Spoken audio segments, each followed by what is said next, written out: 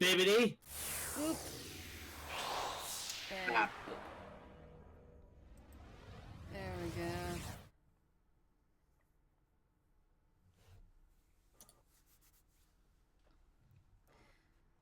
There it goes. We are live. My controller's still on the floor.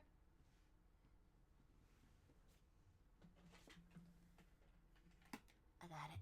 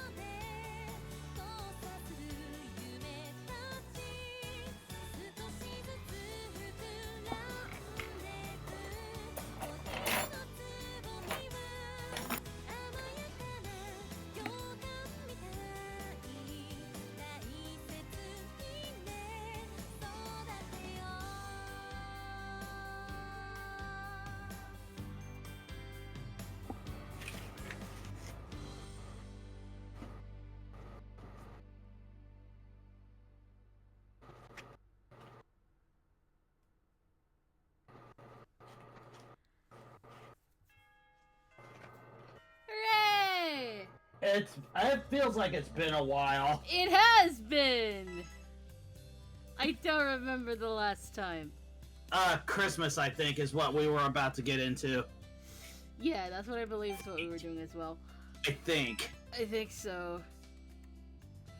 Alright. And this time, yes, I can see my mouse. Of the 5th! The 5th? The Yeah. 5th. 2 weeks ago. Yeah! That sounds about right! Load. I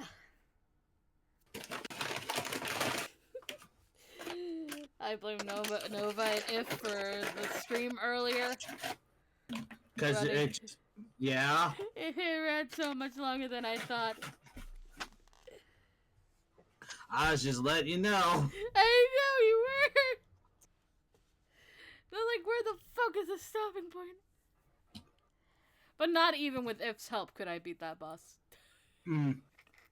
Anyway, with the cool autumn having passed, with the even the midday wind started growing cold enough to chill the bones. If you got glowing wind, that's a problem. Glowing wind.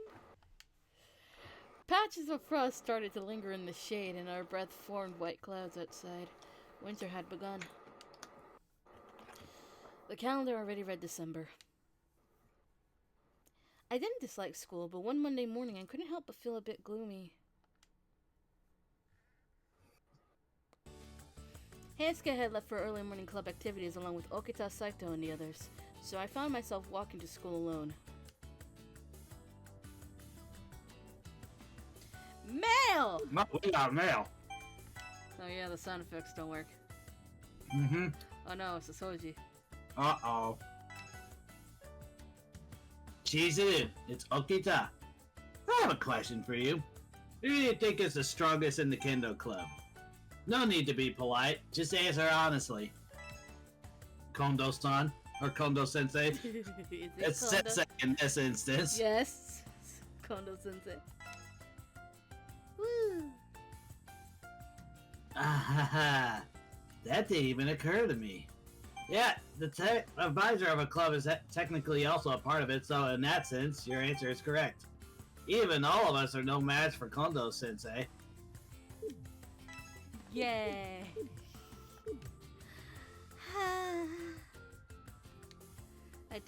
I really did feel sleepier on Mondays. As I held back a yawn while going through the school gates, a cheerful voice greeted me, one energetic enough to chase away all my lingering drowsiness. Oh, Ohio Mas Yukimura-kun. It is a truly lovely morning, isn't it? Ohayou gozaimasu, Kondo-sensei. You seem to be grinning more than usual today. Did something special happen? Oh, of course. You're first year, so you don't know this yet. It'll be explained at the school assembly later. But, actually, come Christmas time, I dress up as Santa Claus and give presents out to each of the students here at our school every year. Now that you mention it, it is nearly Christmas, isn't it? But do you do it all by yourself, Kondo-sensei? Oh, of course! I can't just hand such an important role over to someone else, you know? Seeing the students' excited faces as I hand out the presents, I just can't help but look forward to it every year. He struggled to contain his beam of excitement. I couldn't help but grin and let out a small giggle myself. Honestly, with a man like this as its principal, I was really glad that I enrolled in Hakuoki Academy. Well then, I will also be looking forward to this year's Christmas event. Great! I decided to splurge a little bit this year too, so I hope you do. Hey, Kondo. Oh, Yukimura-kun's here too, huh? Ohayou gozaimasu, Hijikata-sensei. Hijikata-sensei had suddenly approached the two of us at the gate. Kondo-sensei noted his unusually weary expression and his eyes narrowed in confusion. Toshi? What happened? Your face is really pale. Did some bad news come in this morning? Bad news, huh? Well, you could call it bad news. Long story short, Christmas is canceled.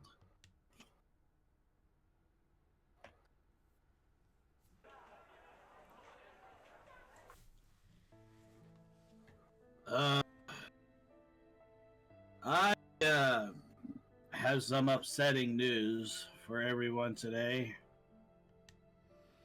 Attending morning assembly in the schoolyard was hard for students during this time of year. The freezing winds ripped through the campus. Even just standing outside was torture in winter. Yeah, I'm a little bit cold myself. I mean, it's 10 degrees out here. I wonder what it is out here. My computer tells me.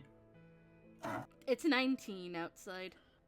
So I'm just a little bit warmer than you, but not by much. Oops. Wrong button because wrong version. All the students were lined up according to which class we were in. Our shoulders hunched in the cold as we listened to our principal's announcement. But... What happened? Yawn. Oh. But he looked worse off than all of us. His face paler, his shoulders more slumped, as he addressed us from the dais. Now, we have a last-minute announcement from the PTA chairman, Serizawa-san. This year, Serizawa-san has kindly decided to host a Christmas party for school staff and a few select students. As a matter of fact, this party will be hosted in place of our usual Christmas event. Surely by usual Christmas event, he meant the gift-giving one he was just telling me about so enthusiastically. Kondo-sensei shook his head a little as he spoke, his broad frame sagging miserably. Invitations will be delivered to those who were chosen. Students who accept will have until the day of the party to prepare presents. All those presents will be for a gift exchange at the party. Hey, Toto. Did Seizo-san host a party like this last year too? No, at least not last year. No. Kondo Sensei seemed surprised too. Must be a first for this year. Oh, he is not happy. Nope. Kauda's and Haskell's classes happened to be lined up near mine, close enough for me to overhear their conversation, which left me puzzled. It seemed that the older students were just as surprised at this unforeseen development. Students murmured to their neighbors here and there. In the midst of all this, Ibuki's face had already gone pale, and it was getting whiter by the second. Ibuki-kun, are you okay? If you're not feeling well, I could call Sanon-sensei over? No, that's okay. But, that guy hosting a party with a bunch of hand-picked students? What's with that? What's he scheming? Why do I hear a Discord? I'll say this much. He's definitely not doing it out of the goodness of his heart. Now, I'm sure you all have your questions, but regardless, this is how it's gonna be. No, Mark's making me put my arms out of my comfy blanket. Hello!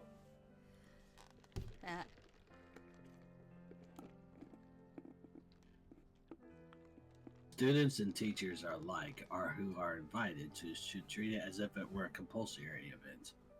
That is all. Dismissed. Oh, goody. I drank. No! Arm, go back into the comfy blanket. It's warm. With that, the morning assembling that had shocked the whole student body came to an end. On Hijikata-san's cue, we students dispersed, hurrying back. Hijikata-san? Oops, Hijikata-sensei's cue. God damn it! I got it, okay? Uh-huh. On Hijikata-sensei's cue, we students dispersed, hurrying back into the school building. What was first period again? As I changed into my indoor shoes and started walking to my class, I felt a tap on my shoulder. Yukimura-kun. Oh, Hijikata-sensei. Do you need something? Not exactly. You heard about the thing before, right?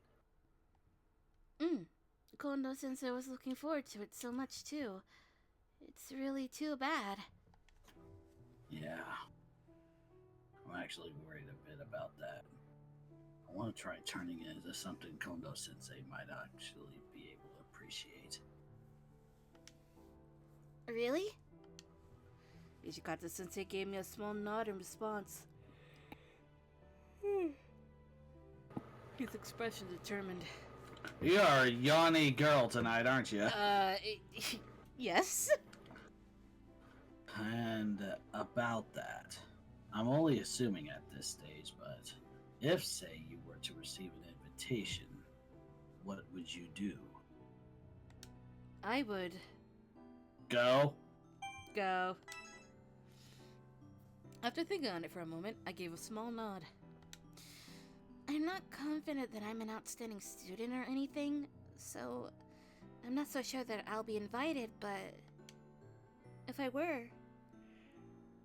And this yawn interrupted me. And he went through the trouble of doing so, I think it would be rude not to accept. I'd likely be putting the teachers in a difficult position too, so if I refuse the invitation... You really have a talent for overthinking things, you know. You don't need to worry about us, too. Hijikata-sensei watched me intently, his expression both amused and exasperated. Hold on, I'm getting comfy. You're an outstanding student, you know. There's no doubt that you'll be getting an invitation. Your grades aren't bad, and you listen properly to your teachers. Not to mention you always strive to improve yourself. But if that's the case, then it seems like this backfired on me. Ijikata-sensei said that with a deep sigh. He fixed his gaze back on me, a miserable look in his eyes.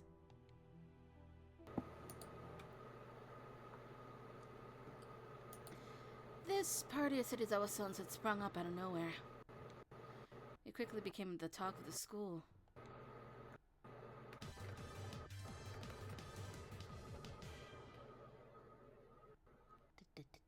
Then, during lunch break, I climbed up to the rooftop to meet up with Heisuke and Okitas for lunch. Oh, she's here! She's here! Shizuru! Over here!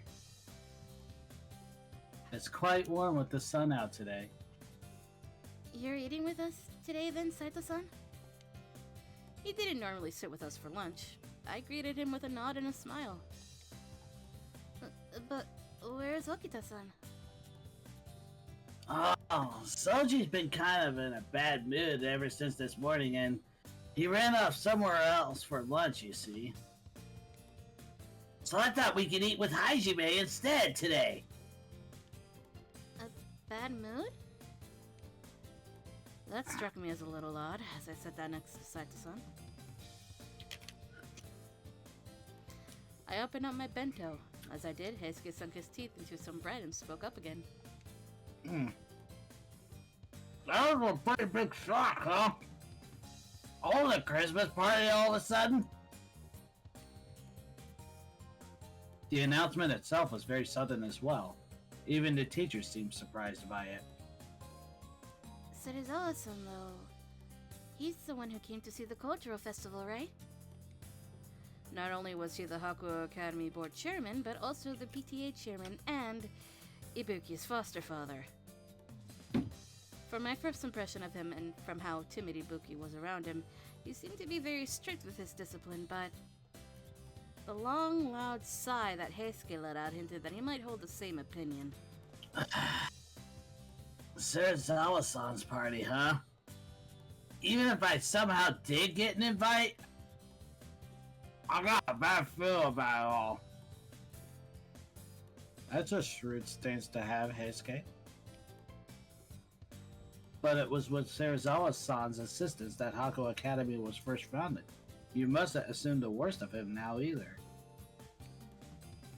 But I mean, Ijikata-sensei doesn't like Serizawa-san either, right? Yukimura, don't. This doesn't concern you.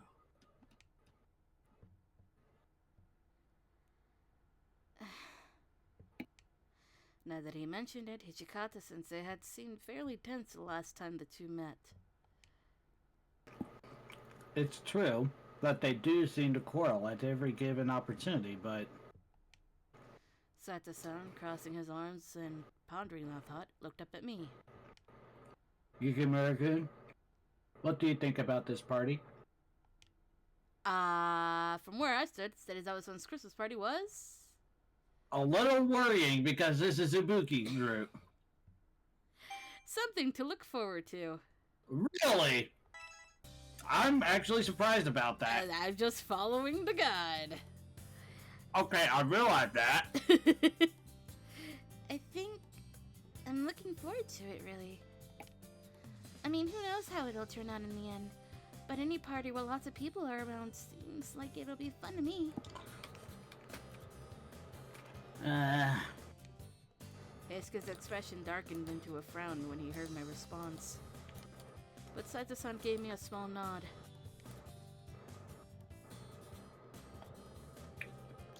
I think so too. Whatever sort of whatever sort of party Serizawa-san plans, and no matter one may think of him, I think that he could host an enjoyable party. I agree, though I do have my worries. I feel more excited than I do worried as of now. Heisuke suddenly brought his bread to his lips, making a face like he wanted to say something. Just what kind of event would Serizawa-san's party turn out to be? I am... Eh? Nothing. Uh-oh. Understood! The day's classes had finished, and there were only a few more school days left in the term.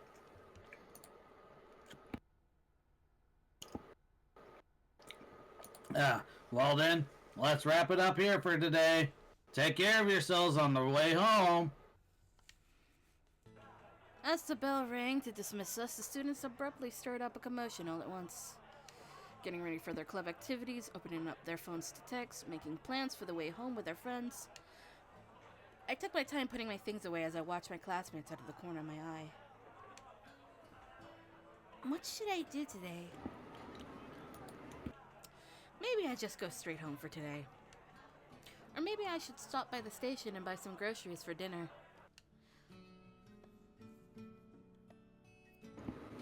Oh, wait up a moment, Yukimura-kun. Hi. I stopped and turned back into the classroom upon hearing Harada-sensei call out to me. I have something here for you. This is it. The single card Harada-sensei handed me was bordered in gold foil. Is this by any chance? I'm sure you've guessed it, but it is an invitation to Serizawa-san's party. I do have my 2 cents about the whole matter, but it's in your hands now. Make sure that you read it properly when you get home. Serizawa-san's party. I muttered to myself as I left the class, looking the invitation over. Now that I think of it, I wonder who else was invited. I'd feel better if other people I knew were going, too.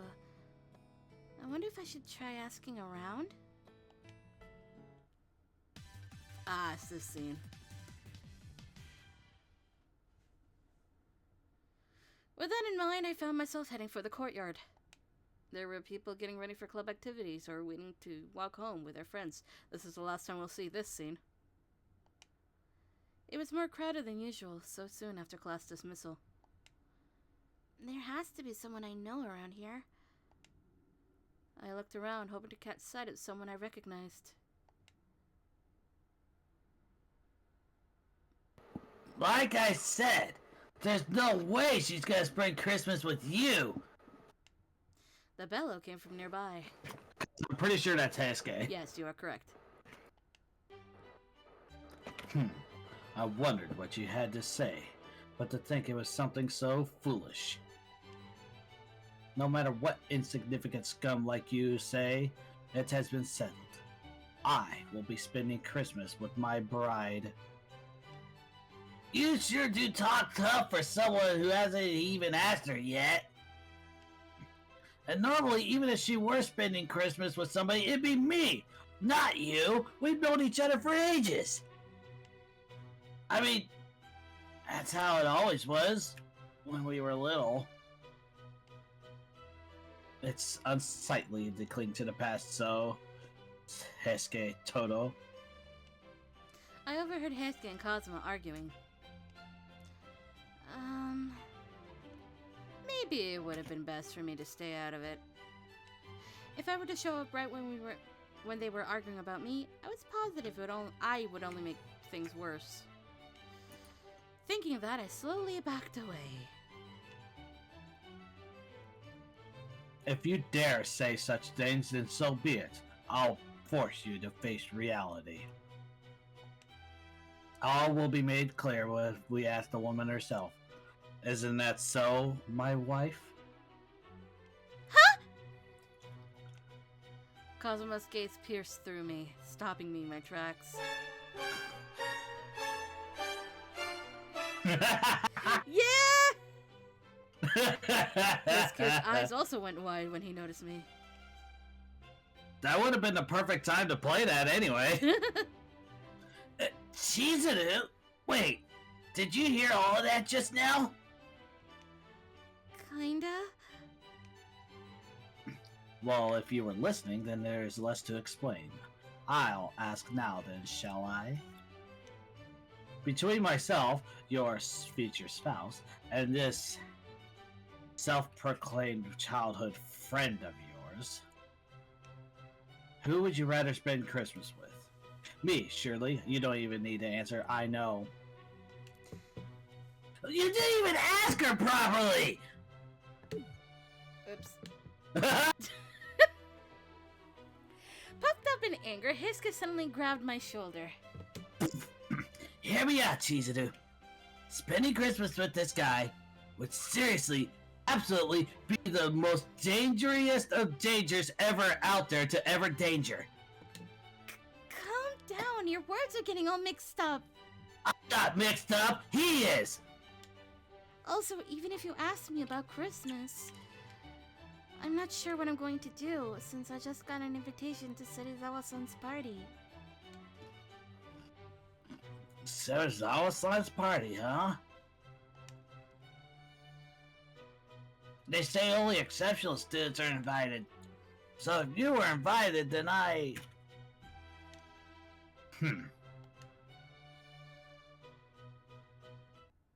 Bye, bitch! After casually considering this for a moment, he suddenly turned from us and left. Huh? What's with him? Normally he would snap and bicker for longer than that. I found his sudden change to be puzzling as I watched him walk off. Eisuke seemed to feel the same as I did. He cocked his head a little in bewilderment. Well, whatever. More importantly, Chizuru... Then, just as Hiska was about to say something...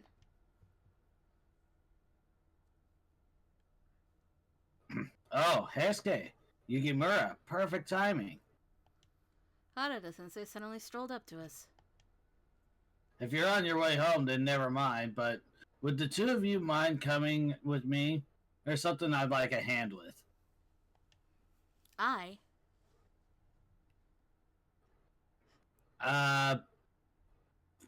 Be happy to help? I'd be happy to help. Hey. After only a moment's thought, I nodded my head. I'd be happy to help. What do you need a hand with? Sorry, guys, that's a lot of physical labor. The new textbooks for the year arrived. I'd like to split up the work and distribute them to each class. You two mind helping me out? Sure. Following close behind Harada-sensei, we headed towards the staff room.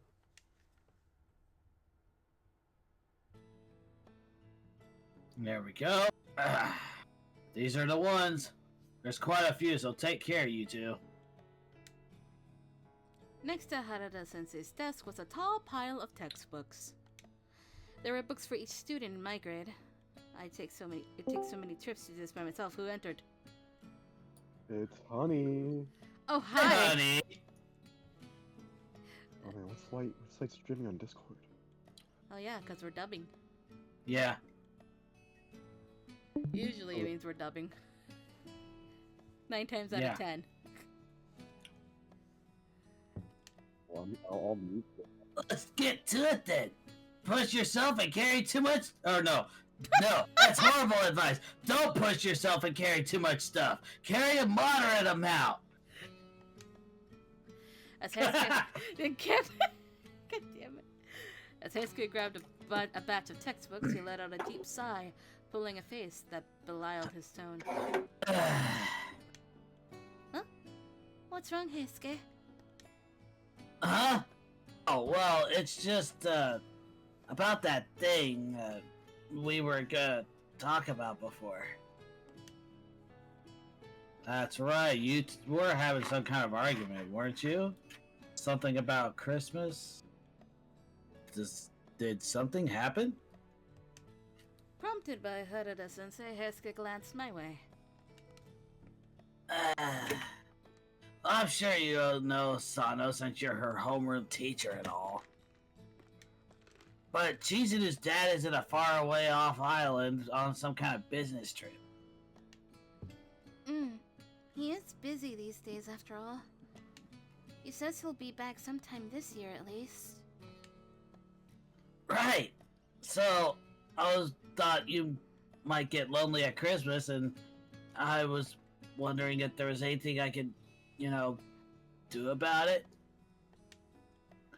But then, who'd have even thought that Sarazawa-san would throw a party, right? And everything I thought of suddenly became pointless. Keisuke was crestfallen, his shoulders slumped. But hearing he put so much effort into it made me genuinely happy, and I broke into a smile. Thank you, Keisuke. Take a drink. Ah!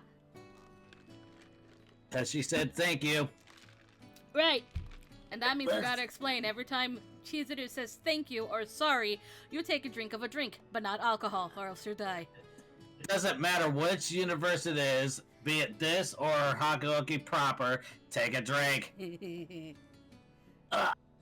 Looks like I won't be able to do anything in the end, so there's nothing to thank me for, honestly. No, even so, it's the thought that counts. I gave Keisuke a pleasant smile. Harada-sensei ended up smiling naturally too, while he watched us. 'Cause he knows. Yeah. That ain't half bad reasoning there for you, Heisuke. Hey, what do you mean, for me? Well, I get how you feel, though. Everyone's in a Christmassy mood right about now. Anytime anybody would feel the urge to do something special at this time of year, same goes for you, right, Yukimura-kun? In response to Harada-sensei's question, I said, As long as everyone enjoys themselves. as long as everyone enjoys themselves. Don't know why I said it that way. I just hope everyone can enjoy themselves.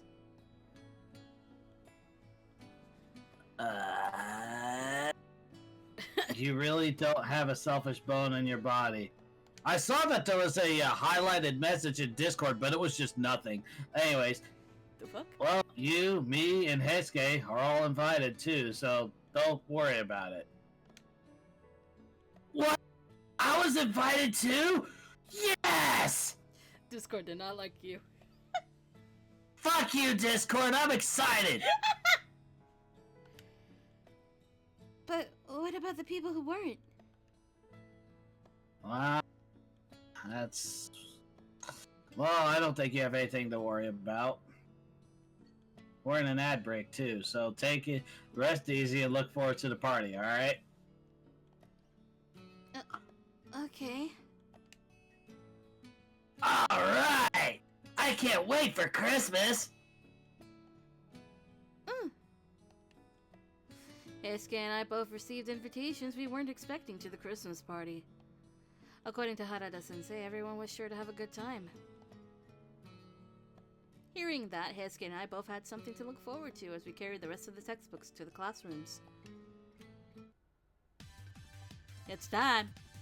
It's time. It's time for the devastating text. One day at a time, the calendar's pages turned, and soon enough, the end of the year was close. It was the night before the last big event before we would welcome in the new year, the Christmas party. As I lazed about in my bed, I looked over at the present I had prepared for the next day.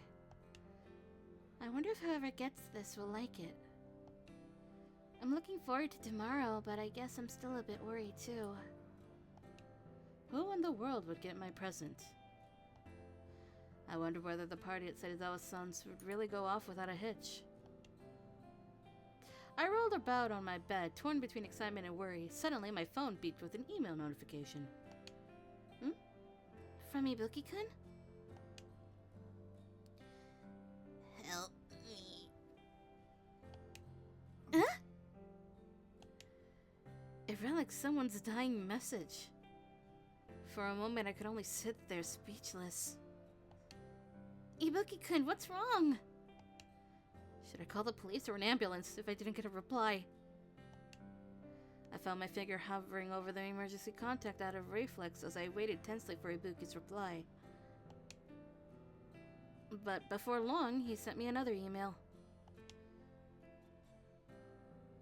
The truth is, I was left in charge of getting the venue prepped and decorated for tomorrow's party, but the storehouse is in such a state I can't even begin to search for the decorations. We're clearly short on helping hands. Even though it was just a text, I could somehow hear the fatigue in his voice.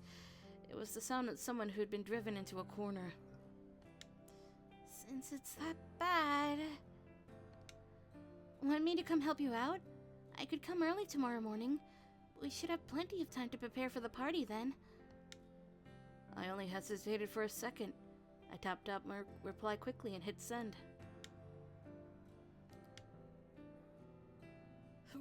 Really? If you really mean it, then yes, please! After we'd finished our back and forth, I sighed deeply.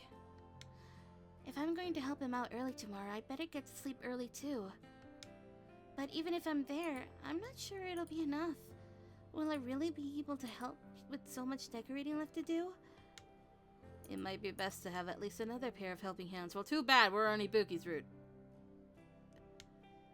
Looking through my phone's address book, I started to feel sleepy. Eventually, I gave in to it and flopped back onto my bed. I really hope tomorrow's party will go smoothly.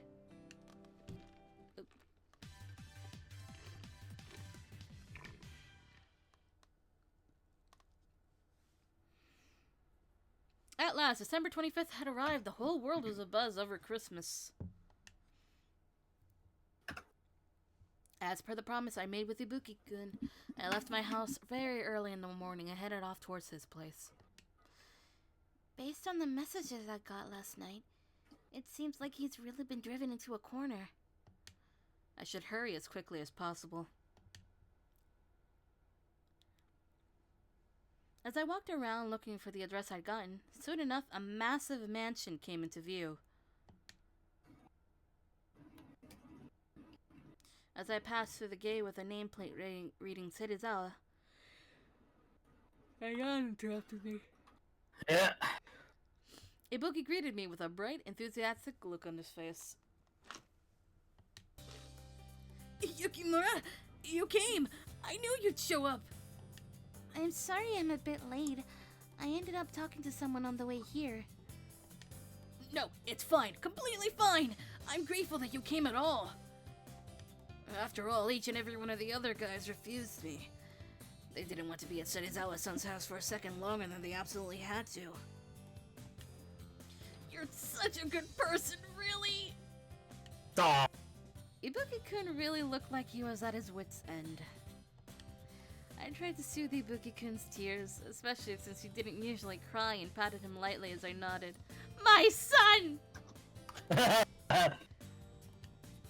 Anyway, let's both do our best, okay? Yeah. Whether or not I can continue living and growing older is in your hands. Surely he was exaggerating. Surely. I wanted to laugh it off, but Ibuki-kun's expression was much too serious for me to do so. Well then, I'll get started on the interior decorations. Please go find the stuff in this list in the backyard storehouse. I got it. I'll come ask you if anything happens. This sounds like a go save. Even though we don't really need to, we're saving. Because it's like the easiest minigame in the world. Yeah. Force of habit. Saying that, I headed off towards the storehouse. It's time to find stuff! I see the bear. I see the sheepy. I see the gingerbread right below the timer. But its head is hidden. Boop. Where is... Oh, the moose. Alright. Moose. Yeah, there it is.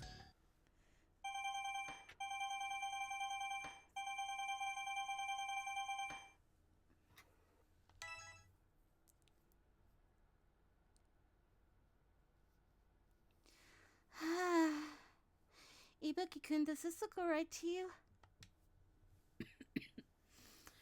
Careful now. Some time had passed since we began working.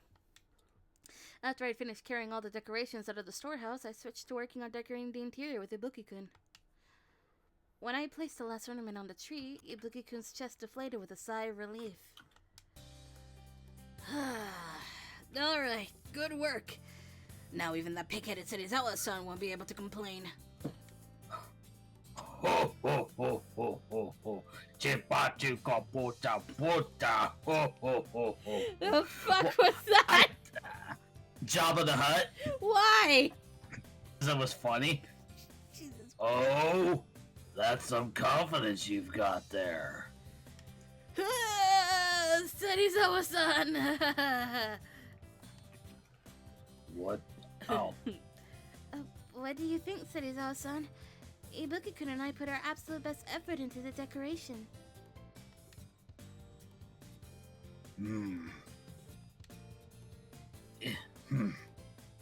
It is acceptable. Grumbling only those few words, Serizawa-san swiftly walked away from us. When I saw his apathetic reaction, my face clouded over with anxiety. I guess he didn't like it. Oh, no, he did. Oh, what's this? That reaction means he's in a good mood. What happened? Oh, just a Twitch notification. Oh, wait, hold on. I just remembered something in my head. I need to look at something real quick. Quack.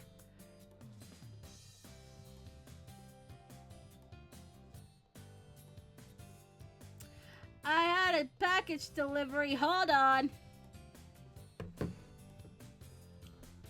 Huh.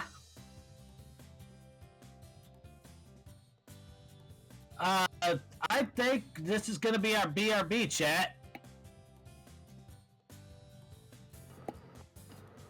Talk amongst yourselves. Get to know your neighbor. Find out why everyone's talking about corn.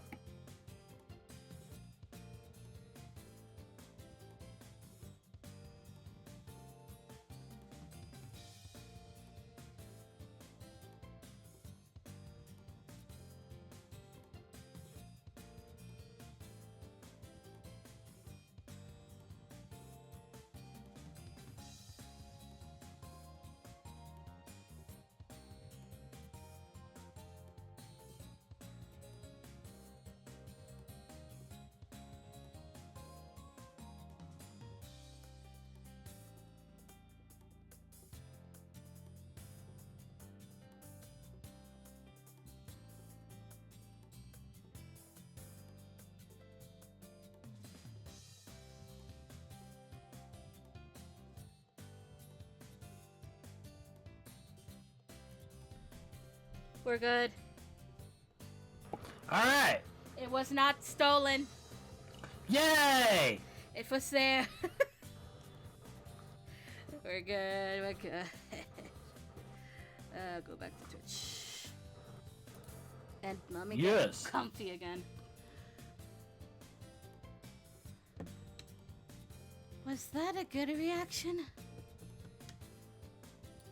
What was he like normally then? Although I had the urge. You want to know. Although I had the urge to ask him, the relieved expression on Ibuki-kun's face wasn't fading, so I decided just to stay quiet.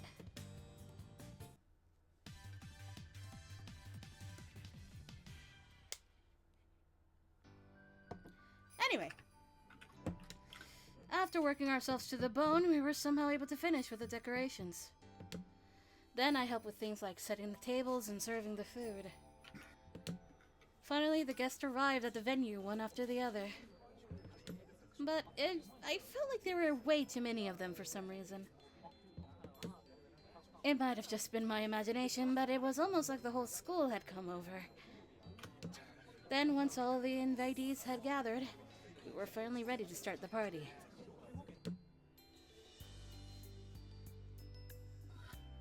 Well, the decorations are more elegant than I expected. We will get to you. The lighting in the garden is magnificent as well. I wouldn't have guessed that this was all done in someone's home. Granted, even if Serizawa-san's goal was, despite Kondo-sensei, this is still quite the effort. Among the people who looked at the sparkling decorative lights in amazement were...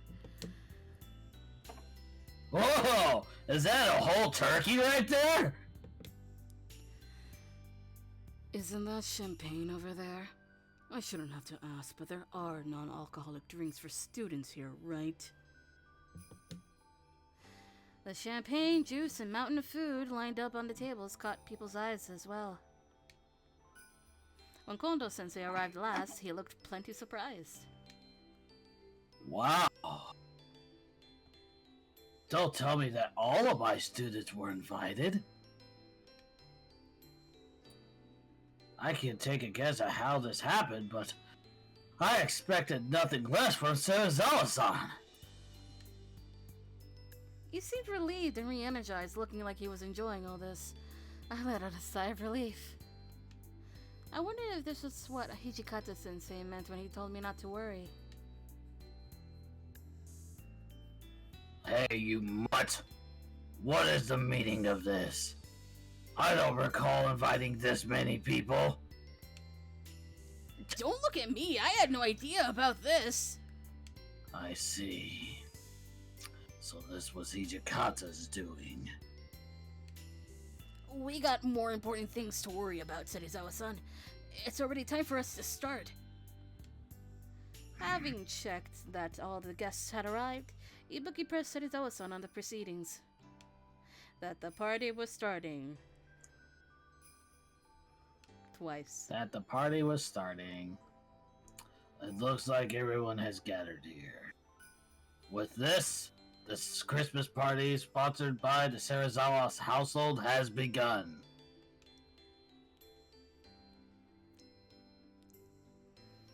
It looked like the ball had gotten rolling a bit. Huh? Everyone looked at Serizawa-san a little meekly at first. But soon the appetizing food lessened the tension, and after one person made a move towards it, the floodgates opened and everyone moved about freely. Before I knew it, the venue looked like a buffet party. Serizawa-san didn't say anything either, maybe since he wanted it to be a free and easy gathering. Laughter echoed from everywhere within the grounds, and groups of people who you wouldn't normally see together were exchanging words. With everything that was going on, I decided to... I don't know. Next. Okay. Check on the group in the corner? Look around the mansion. Ah. I suddenly looked to the garden.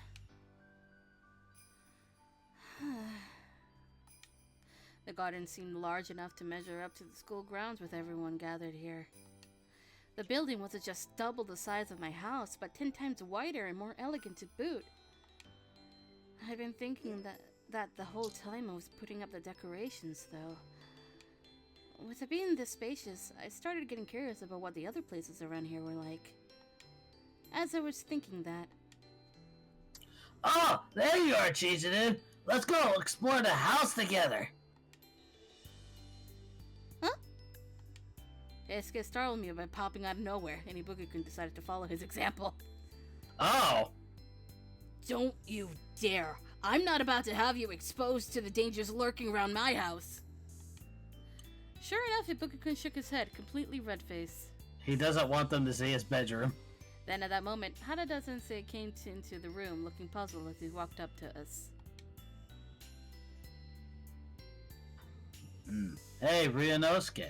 I was going to the toilet, and on my way there, I saw a room labeled kennel? What was... Shut up! That's not my room! It's not... What was that all about? That beats me. We cocked our heads as we watched Ibuki-kun run off. Now then, what should I get up to next? Finish up. Next. Wrap things up.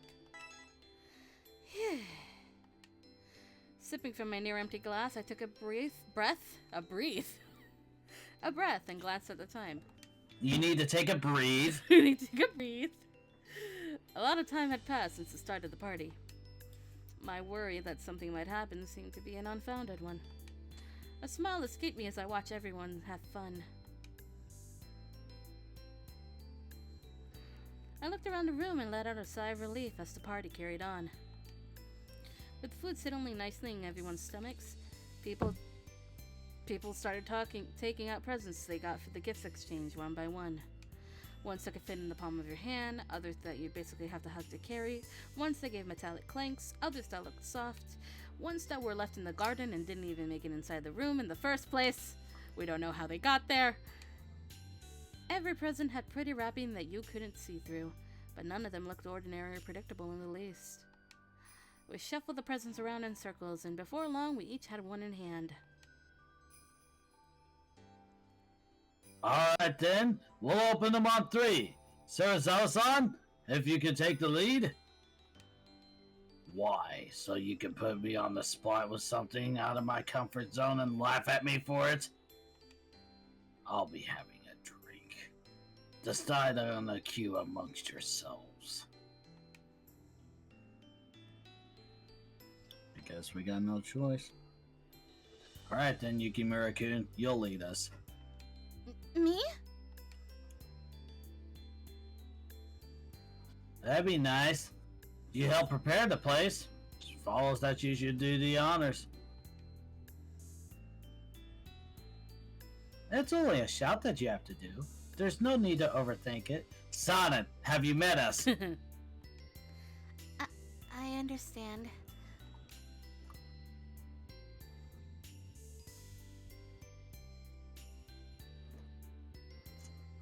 Come on, Santa, I'm begging you here. You know which present I got my eye on. I'm okay with it being from anybody. Just let it be food, please. Alright then. 1, 2, 3.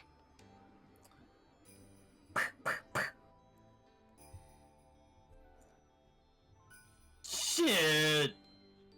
I ain't get it! I want a year's worth of paid leave so bad too! You thought that would be one of the presents here? And even if it was, what do you think a student would do with it?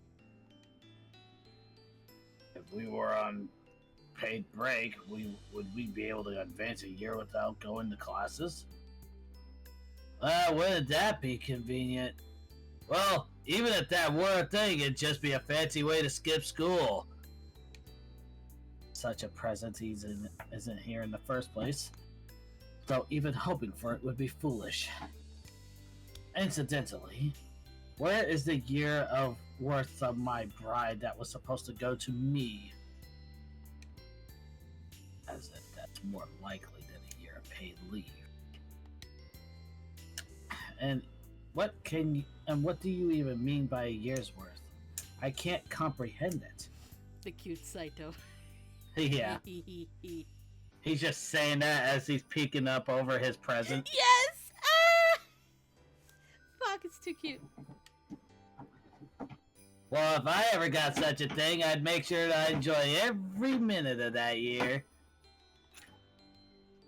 Okita, what in the world would you do with that?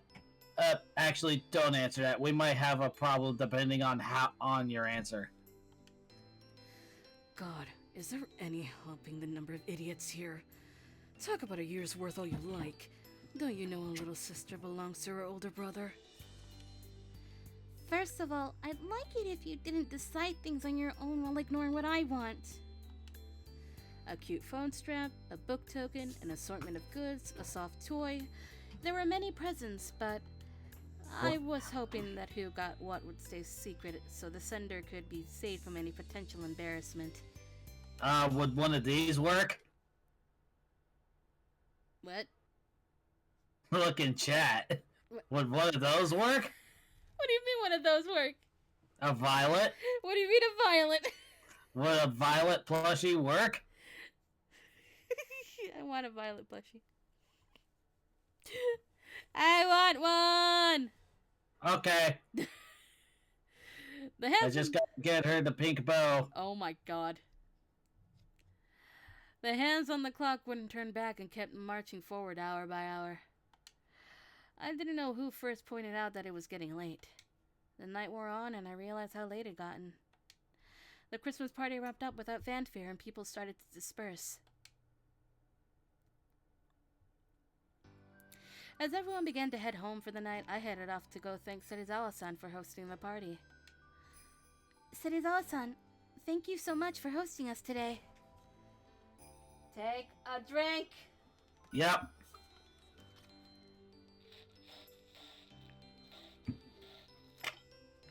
Ah, lemon water. Everyone was able to have a wonderful time thanks to you.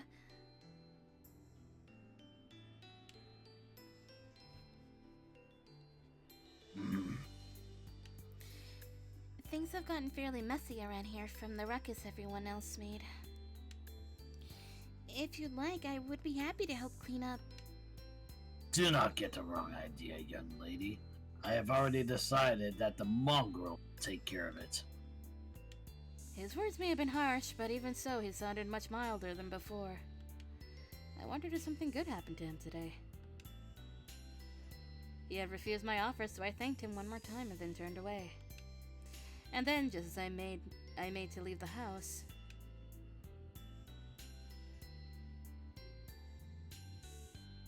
Huh. Now for tidying up, it's down to you, mutt. I'm cleaning up all of this? I heard their voices ring out from behind me. I left Serizawa-san's house wondering whether Ibuki-kun would be alright.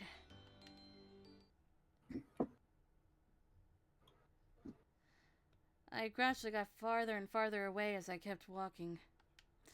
When the mansion had all but faded into the distance, I stopped and idly looked up at the sky. Today was so much fun. Probably because I was together with everyone the whole day. The wind felt so cold the moment I was alone. I'd better get home quick. I muttered to myself with a little shiver about to keep heading back. And then Ibuki-kun came rushing up to me. Yukimura! You were a lifesaver today. Thank you. It was nothing, really. No way. If you hadn't shown up, Serizawa-san would have half-killed me. You really saved my skin. I thought he had to be joking when he said half-killed, but it didn't look like they were on good terms.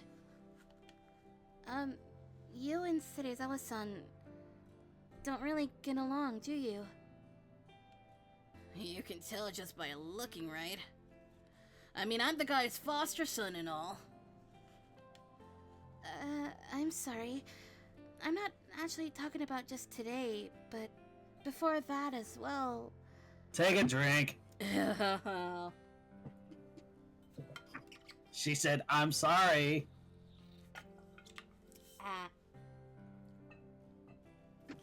I apologize for accidentally hearing what Serizawa-san has said to him before. I see. You couldn't have helped hearing all that. Ibuki started telling me his story without a trace of anger, his eyes looking a little distant. Oh, bye. Bye.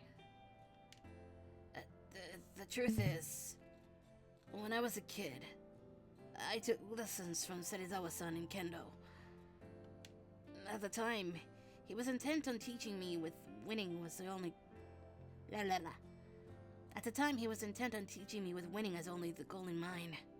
As the only goal in mind. I agreed with him, but I had to behave like that at the dojo and with my friends as well. Serizawa-san would also beat me if I lost. So I was desperate. He didn't go easy on me either. So then, I never lost at the dojo and got really good. But somewhere along the way, I became friendless there. And then I realized everyone really didn't want to partner up with me. I wasn't good, I was just Serizawa-san's adopted kid. Since he was pulling strings behind the scenes, eventually no one felt like seriously coming after me. But then, no matter what happened or what I did, they would say it was just because I was his son. I quit kendo after that. That was when it happened. I told Serizawa-san I quit, and he beat me so hard, like never before. But even then, I insisted I really didn't want to do kendo anymore. If you quit, you'll never lift a bamboo sword again. That's what he told me. That's what happened. And that's why it's fine now. Never disobeying him, never causing him any trouble. That's the way I live. That's why while I'm happy you're worried about me and Serizawa-san, you don't have to do that. Just forget what I said about Serizawa-san in the past and stuff. Forget what he said too. Ibuki-kun, isn't there anything I can do?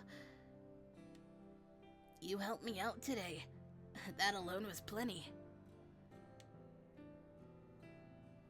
His smile was a little self-deprecating saying that. Then he said later and headed back. It may well have been that there was nothing I could do about Ibuki-kun's problems, but I wonder if I couldn't do anything for him for this Christmas. Ah! It's pointless to worry about it, though. There's nothing you can do.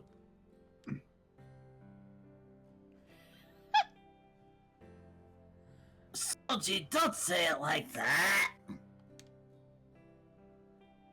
He's given up on himself. Everyone has their own way of thinking. Yours might be different to Ibuki's. Plus, saying anything to him now might just backfire. Yeah, as long as he decides not to do anything about it on his own, nothing's going to change. At some point, Okuta-san, Heisuke Sato-san, and even Hichikata-sensei, Harada-sensei has shown up. Where the fuck did you guys come from? The party.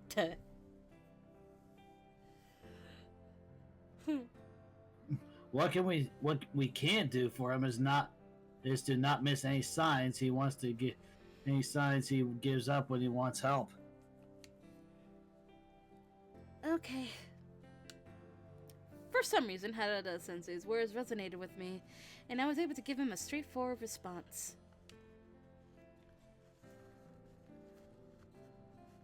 Right, let's head home then. At Heisuke's prompting, I went home along with the others.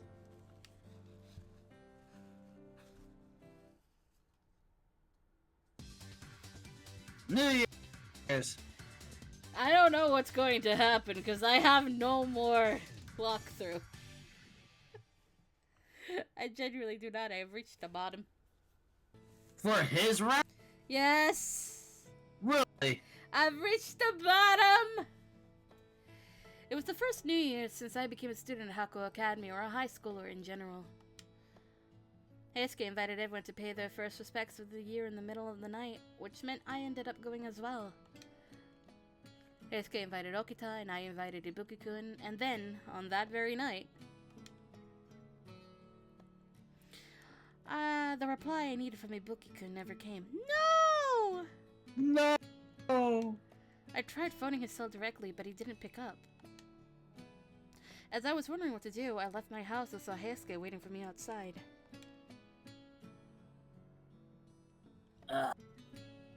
You're late, Chizuru. Sorry about that, but Heisuke, I thought we were still early. Take a drink. Yeah.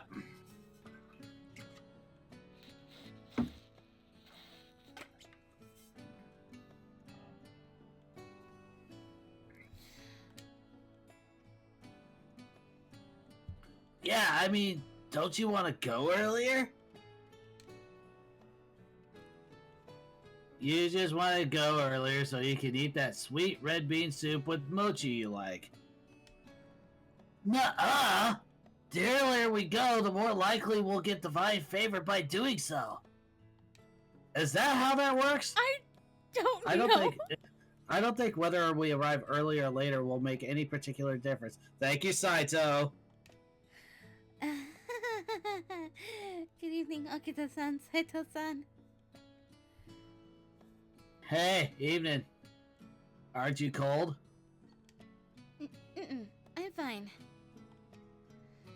Heisuke had invited Okita-san and Saito-san, who had also arrived. Now we were just waiting on Ibuki. But when I checked my phone again, the call still hadn't gone through. Something wrong with Ryunosuke? I tried inviting him via text, but he hasn't replied, and I can't call him either.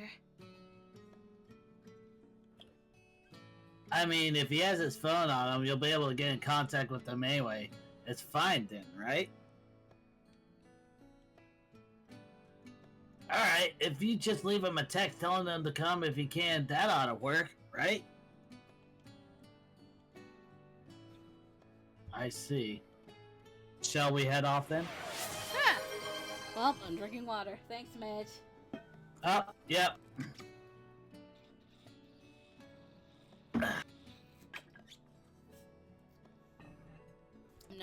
Nom. Right. Okay. I'll leave Ibuki-kun a message then. I texted Ibuki saying that we'd be heading off first, and then we all went to the shrine. Nighttime! It was late. It was late at night, and the shrine felt less solemn and more like a festival with how many people were bustling about. It's so late at night, but there are still so many people here. What'd I tell ya? That we get divine favor if we came earlier and everything. It's because they want to pay respect for New Year just as it arrives. Also, it's because they want to pay their respect for New Year's just as it arrives. Also, so do we, to be fair. I came to pay homage here in the middle of the night since Heisuke invited me over. But thinking about it, I'm wondering if wandering about at this late of hour is a good thing after all. Ah, come on, Hajime. You're already here, aren't you, man? I can't. You lot, what are you all doing at this hour? I don't know who this is. I don't know either. I don't have a voice clip. You lot, what are you all doing at this hour? What do we think it is? I don't know. Alright. I knew it! You lot, what are you all doing at this hour? Ichikatsu-sensei had pushed his way through the crowd towards us, his voice raised. I can't think of what else we'd be doing other than paying our first respects of the year. Hichikata-sensei? This isn't, They're paying their respects, it's obvious. Which is fine. You're with them too, Yukimura-kun? Harada-sensei appeared following Hijikata-sensei. Oh, yes, I'm sorry. Harada-sensei, Hijikata-sensei. Take another drink? Yep. It's been 3 drinks in like a row. One more and... Oh, wait a minute. What? Wouldn't that mean we go to jail? No, wait, that's rolling doubles. What? Yeah, if you roll doubles 3 times in a row, and then you go straight to jail. Oh. Immediately. The fuck?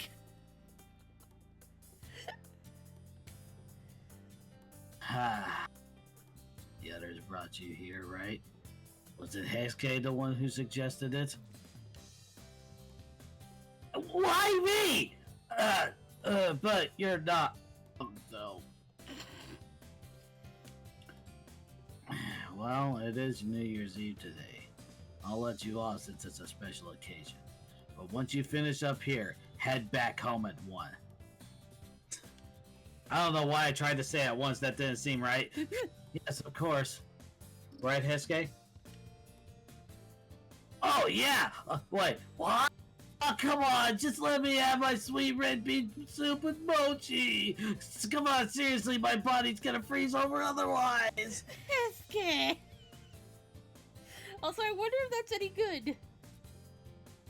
Well, if I ever go up to Fuji again, I'll try to find out. Oh my god. But Don't you stay out late, you hear?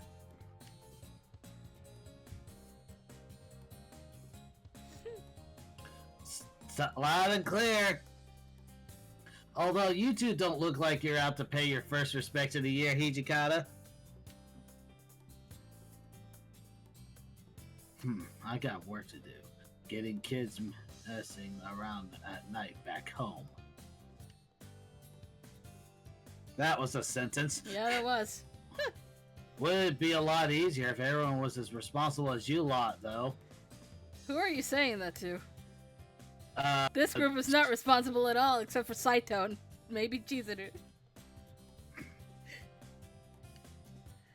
Hana Sensei then distanced himself from the topic, looking somewhat serious as he spoke.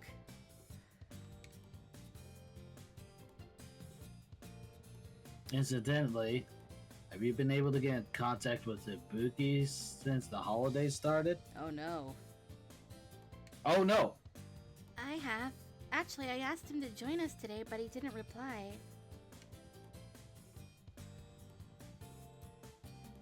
I see. So he might show up here too, then, huh?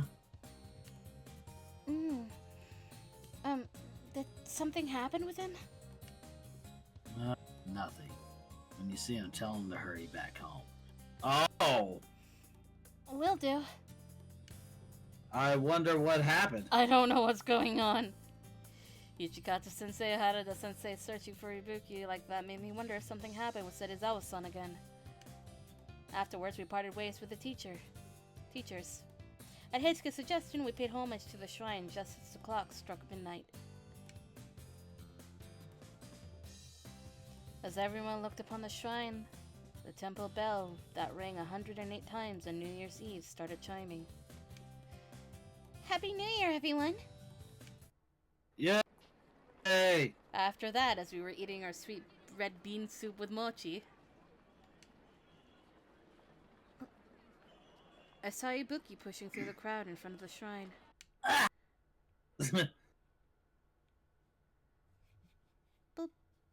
What's up, Chizuru?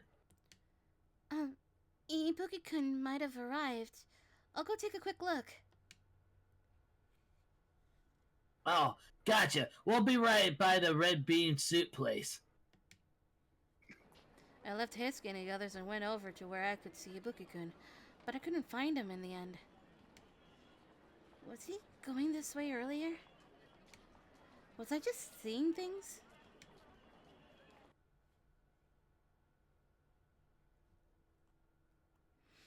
The crowd around me thinned out as I searched for Ibuki-kun and ended up going in the direction of the shrine office. As I did, I heard someone's voice from the other side of the building. I'm gonna guess it's Ibuki. What? It's not like I did anything wrong. Yeah. Huh? Was that Ibuki-kun's voice? Well, looks like you're alright. I mean, they came too, right? I snuck a look at the shadows of the shrine office. I was right. It was Ibuki-kun. I was about to call out to him before someone suddenly grabbed my shoulder. Hijikata-sensei? Hijikata-sensei? Shh. Be quiet. I nodded without a sound at Hijikata-sensei's urging. The one Ibuki-kun was talking to was the one who had been looking for him earlier, Harada-sensei. Today's the day to pay your first respects of the year, so I couldn't let you off considering the occasion. But in your case, I can't do that. You didn't say a word about where you were going. The school was contacted saying you've been missing since this morning. Serizawa-san, huh? As if the man was worried about me. No. It was Hanma. Son. What Son. would it be? Son. No. It was from Hanma-san. She was worried about you. Hanma. Hanma. Wait, Hanma? Wait. Honma. No. I know. But I'm like... I don't know. I don't recognize his name. Oh! That's why I was confused. Like, I don't recognize his name. No. It was from Hanma-san. She was worried about you. Hanma-san? She is the type to worry. You're not running away from home, are you?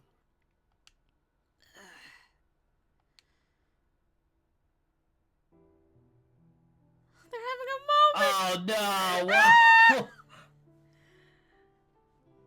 Hold on. They're having a moment. They're having a moment as they do in Hakuoki proper. Oh, why did they do this to us? Because these two have a connection just as much as Soma has a connection to Harada, Ibuki has a connection to Harada. I love this. Soma and SSL win? Soma in... only in the remakes.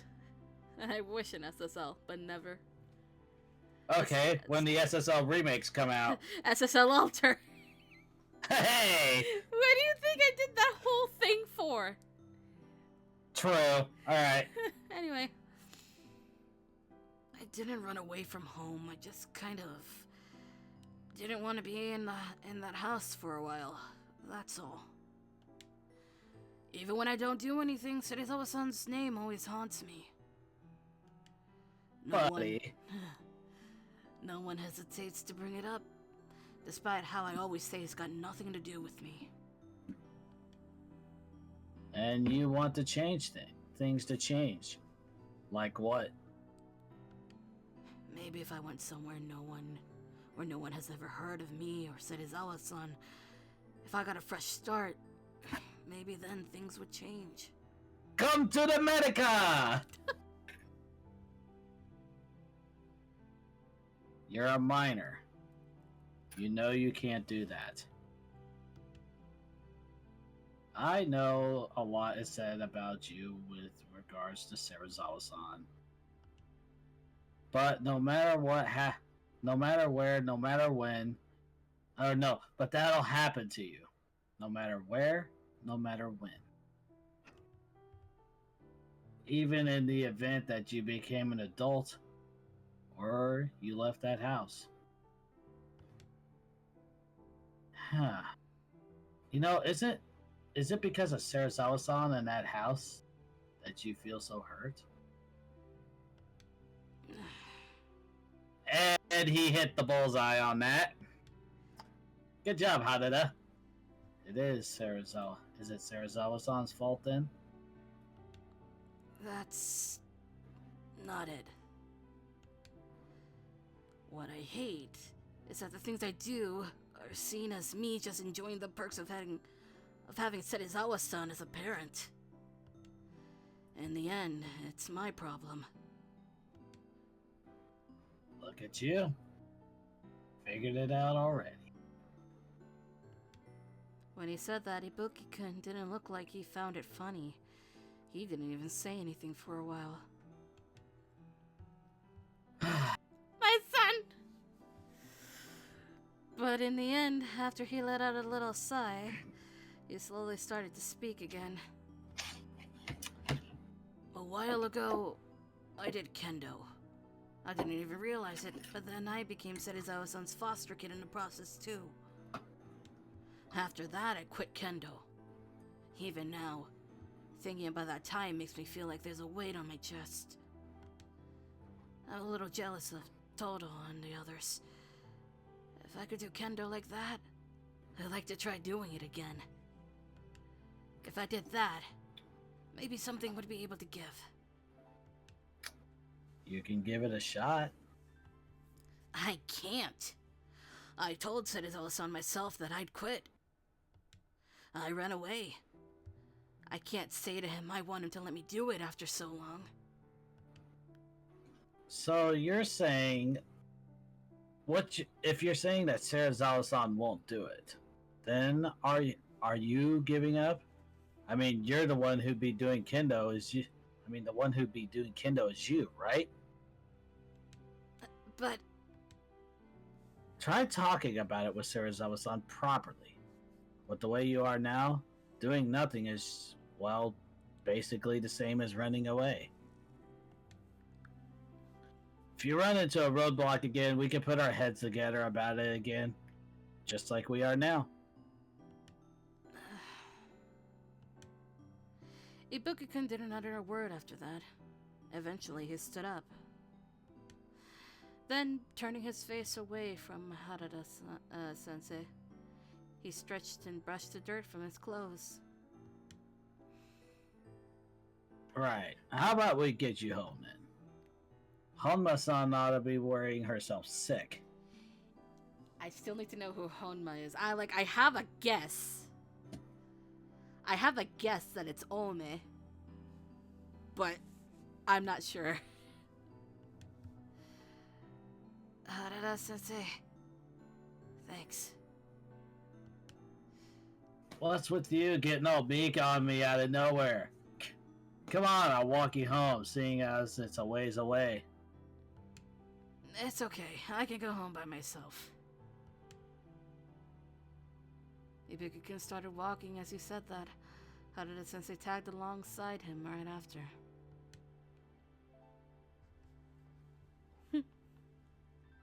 No need to be polite about it then. Let's go. Wait, do you think I'm not gonna go home or something?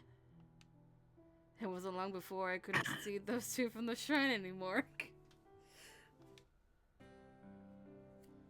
What a whole lot of trouble that was. But I'm glad that Ibuki-kun will be going home for sure, I mean. Alright, I'll get back to work as well. You make sure you get home too. Will do. I parted ways with Hijikata-sensei and met up with the others by the place that sold red bean soup. For some reason, they hadn't eaten any yet, so I ate some with them on the way back home. Portable soup! I mean, they do have soup cups, right? I mean, I guess.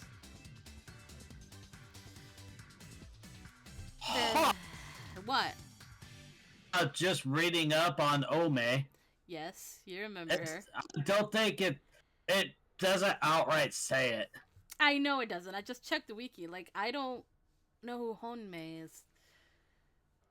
Maybe I'll bring it up on Tumblr for the community, because, I have no idea. Or if that was a mistake. One day, the moment I opened the classroom door in the morning, the students inside stopped talking all at once and turned to look my way.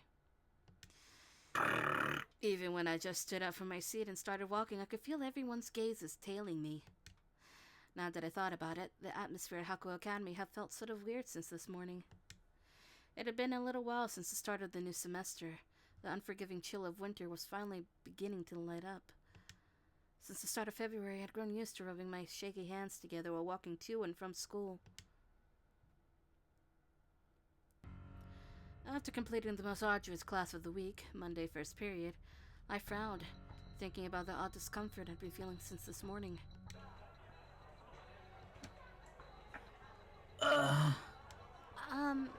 Do you have a minute? What is it, Yukimura-kun? Oh, you want to tell me something? Whatever it is, you can tell me. No, sorry, it's nothing actually. Does that count? Yeah. Alright. Drinks time. If it's like an actual apology like that. Num num num. Seeing the jumpy, nervous state my classmates were in made me frown even more deeply. And it wasn't just my classmates either. Everyone I passed by in the hallways, all the senior students, absolutely everyone had been acting downright strange this whole morning. I locked eyes with people and they'd quickly look away. The opposite happened too. People would shoot me an earnest look whenever I said something inconsequential. Honestly, just what in the world was going on with everyone? And then during the lunch break from morning classes, after morning classes, we got mail.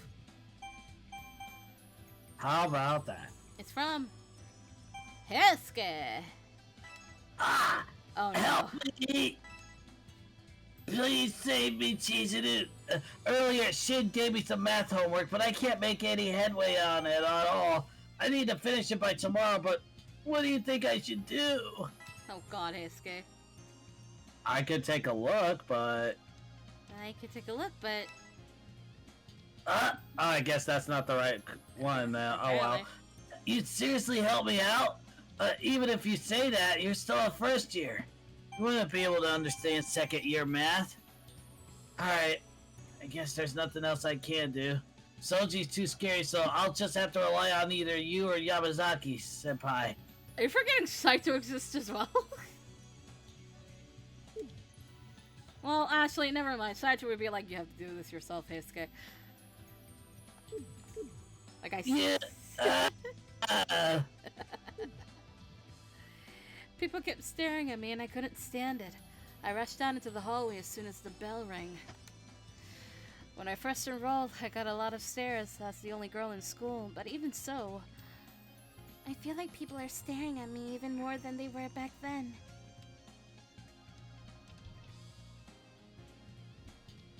In the courtyard, in the corridor outdoors, I grabbed my bento and walked off, hoping to get away from all the stares. I looked for anywhere I could go where no one else would be around. To the infirmary! The place I finally settled on was the quietest room in the school. I just said that. Excuse me. Oh, what an unexpected guest we have here. Yukimura-kun? What's wrong? Are you feeling sick? No, I feel fine, thank you. But actually... Drink? Yeah. Ah, where is it? There it is. Bah.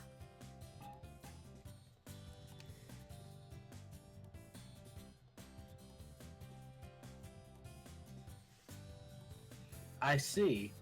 You feel as though you're drawing even more attention than usual. Maybe I'm just being overly self-conscious, but I feel like there's always someone who's looking at me. Is there anything strange about me today? Like my appearance, or... Maybe I had bedhead, for instance. Or maybe my jacket was buttoned wrong. As I spun once in place to show them how I looked, Yamazaki-san quickly averted his eyes. Oh, something must be out of place then, huh? Is it my clothes or my face? No, there's nothing wrong with your face. You look as good as you always do. You look like you always do. Yamazaki-san hurriedly shook his head for some reason. Sanan-sensei smiled wryly and said, I haven't seen the situation firsthand, so this may be mere conjecture, but... Could it be that all the students in your vicinity look restless and agitated? Now that you put it that way, I think that's right. Someone nearly jumped out of their skin earlier when I called out to them. I wonder if I did something wrong without noticing somehow.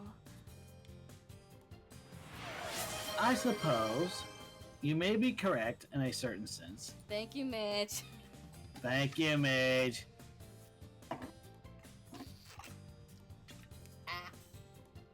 I can hear that through the Discord call. Yay!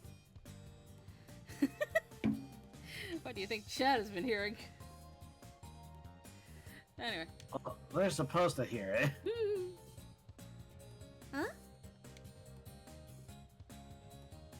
Huh? In short, you are at fault for being too attractive. What?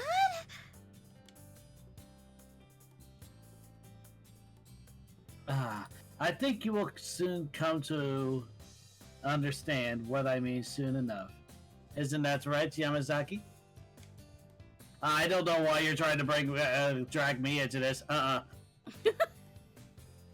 He called me attractive. Could it be that he was teasing me? I showed him a reproachful glare and reflex, but he showed no signs of noticing. He gave me a sweet smile and spoke again.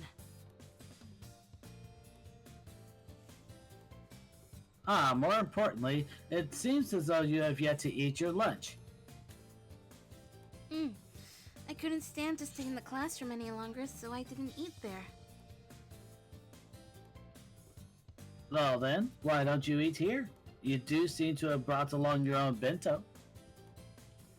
I had the feeling that he had definitely dodged answering any of my questions.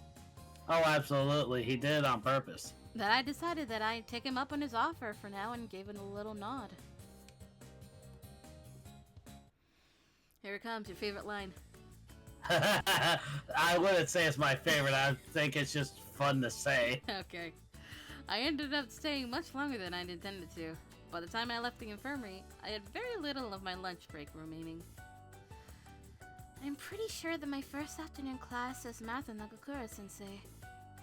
Maybe it was because I had a good meal or because I had talked to those two, but I felt a little less anxious. But for the time being, I need to find somewhere to kill a little more time.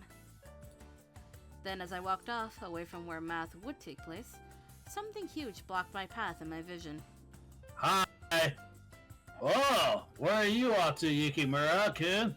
Don't you have math in just a little bit? If you're trying to skip my class, then I don't want to hear about it. No, I wasn't intending on doing that. Oh? Then where were you going then? To the toilet? I thought that Nagakura-sensei was a little lacking in tact. Just a little. No, that's not it. Actually...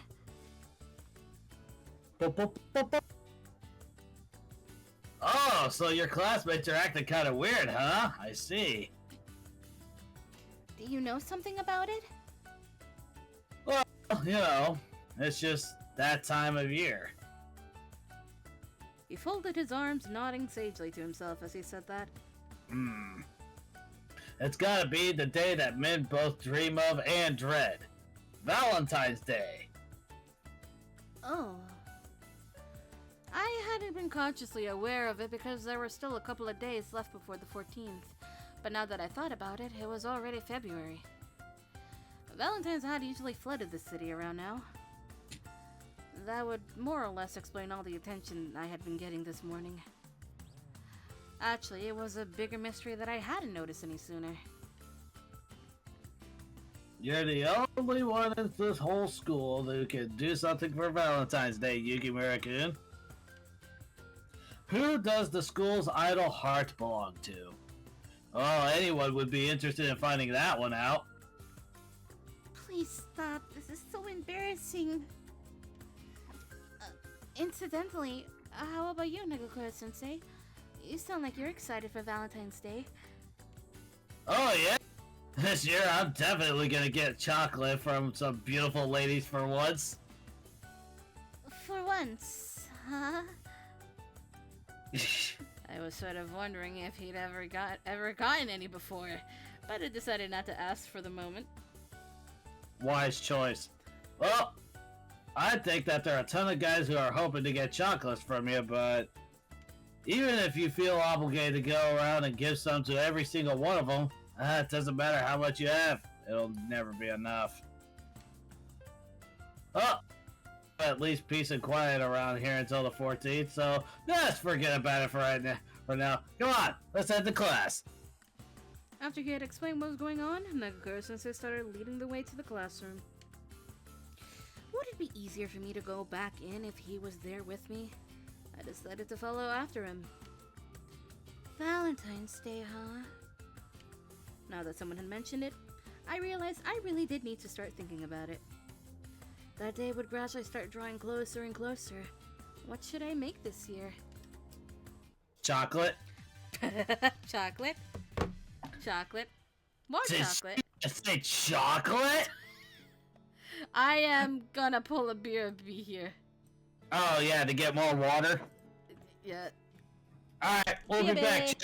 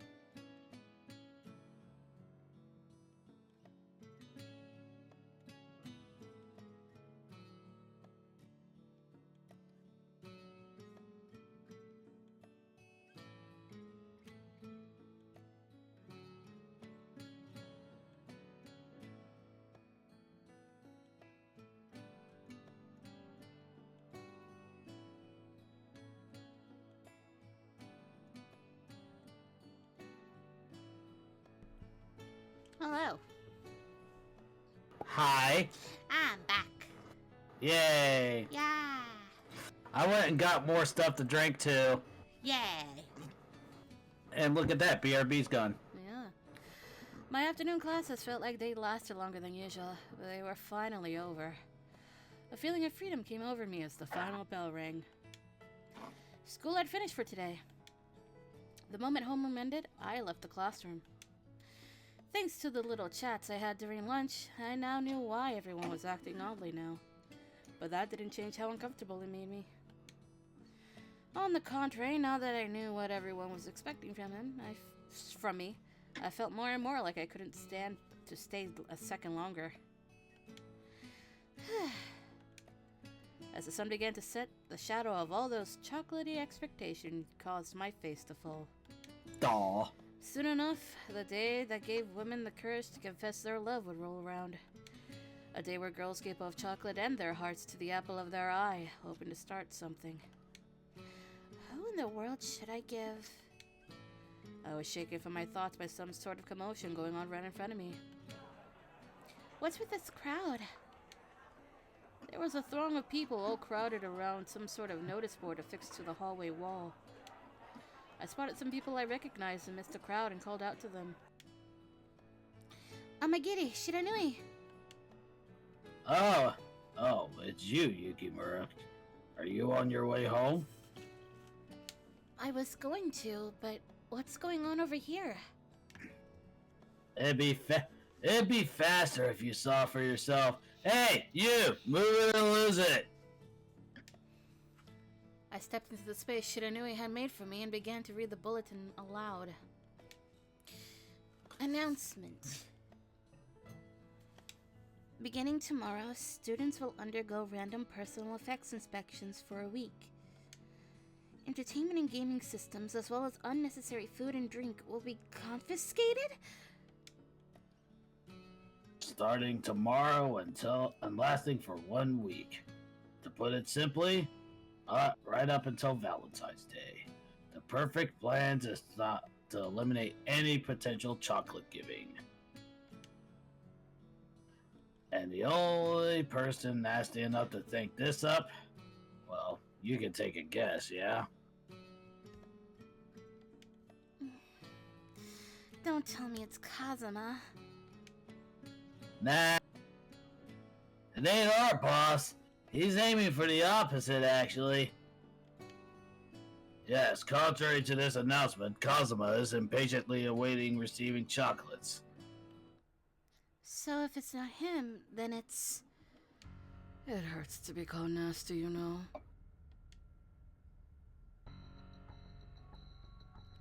Kaoru! Pushing his way through the crowd, Kaoru made swift strides up to where we were standing.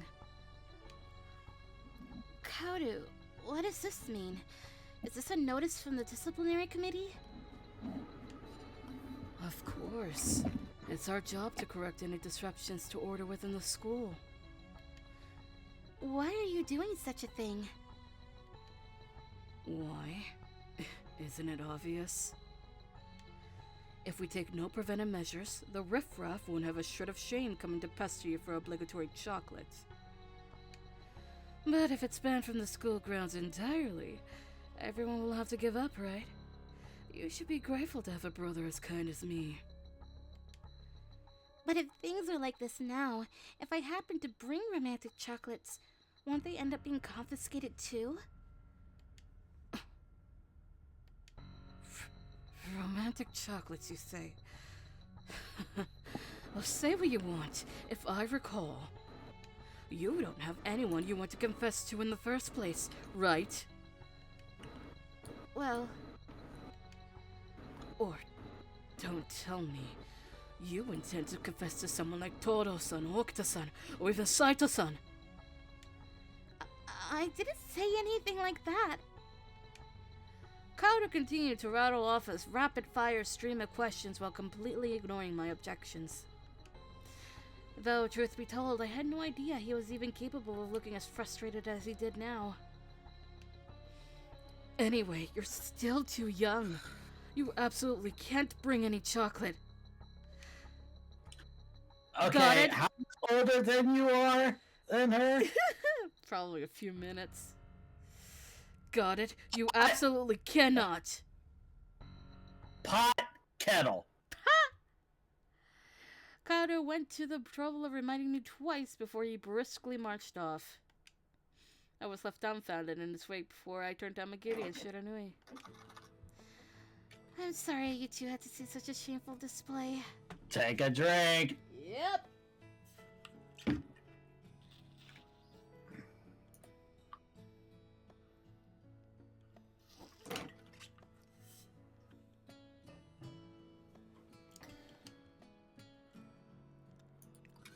I mean, I don't care about that, but what even was that? It seems that the inner workings of an older brother's mind are just as mysterious as those of a woman's. I was just talking about this line the other day. Yeah, you love this line. It's hilarious. After that, I parted ways with Amagiri and Shiranui and passed through the front gate on my way home. Even if I set aside the random inspections for now, I couldn't escape the fact that Valentine's Day was fast approaching. I really don't have a choice. I need to start thinking about what chocolates to make. The person I want to give chocolates to, huh? My mumble turned into white fog as it left my mouth. It rose up into the heavens and vanished, destined to never reach anyone else's ears. There was 1 week left until Valentine's Day. A sweet, painful feeling swam in the depths of my heart at the thought of who I wanted to give chocolates to. I wonder if I'd even be able to. All I wanted was a little more time. Yet, as if despite me, time still passed and the days seemed to get shorter and shorter. Before I knew it, the calendar already read mid-February. I spent my Saturday afternoon preparing for Valentine's Day, which was fast approaching. I visited the Hakuoki Academy cafeteria with Osen and Kozusu over the weekend. This is Hakuoki Academy's cafeteria? I saw a little bit of it during the Culture Festival, but it really is so spacious. Which we have 3.5 weeks till Valentine's Day ourselves. Yeah. Ours is a little bit smaller in scale. Lots of people bring in bentos anyway. Usually I was the only girl around here, so it actually felt really strange seeing other girls in school like this. The two of them looked at the unfamiliar food items on offer on the display menu and grinned. Look, Kozusu! Doesn't this pudding look delicious? Osen, we're not here to eat or anything. Well, Kozusu was right. We didn't come here to eat today. I hope you three weren't waiting long. Everything's ready now. That must have been a lot of work, Inoue-san. Thank you so much. Take a drink. Take a drink!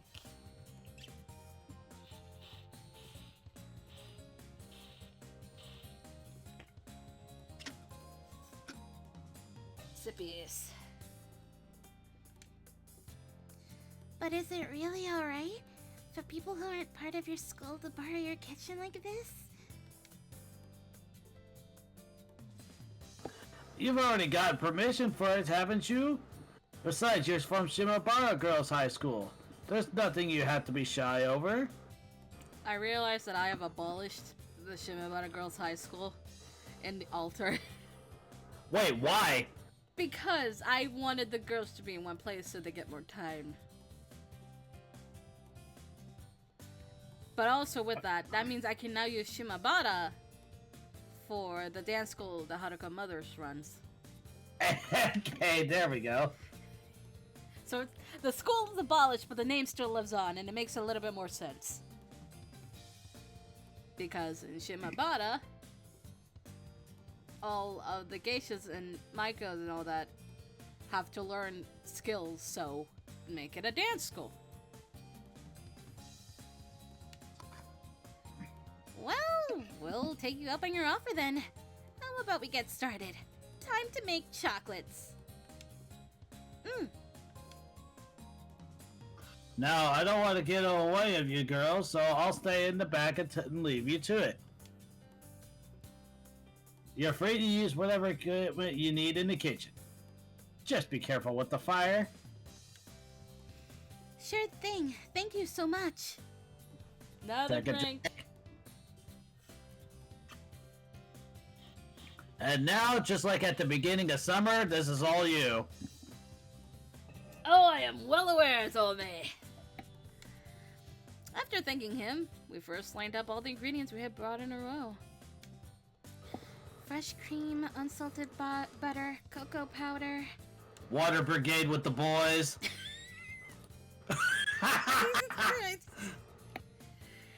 Wheat flour, eggs, baking powder.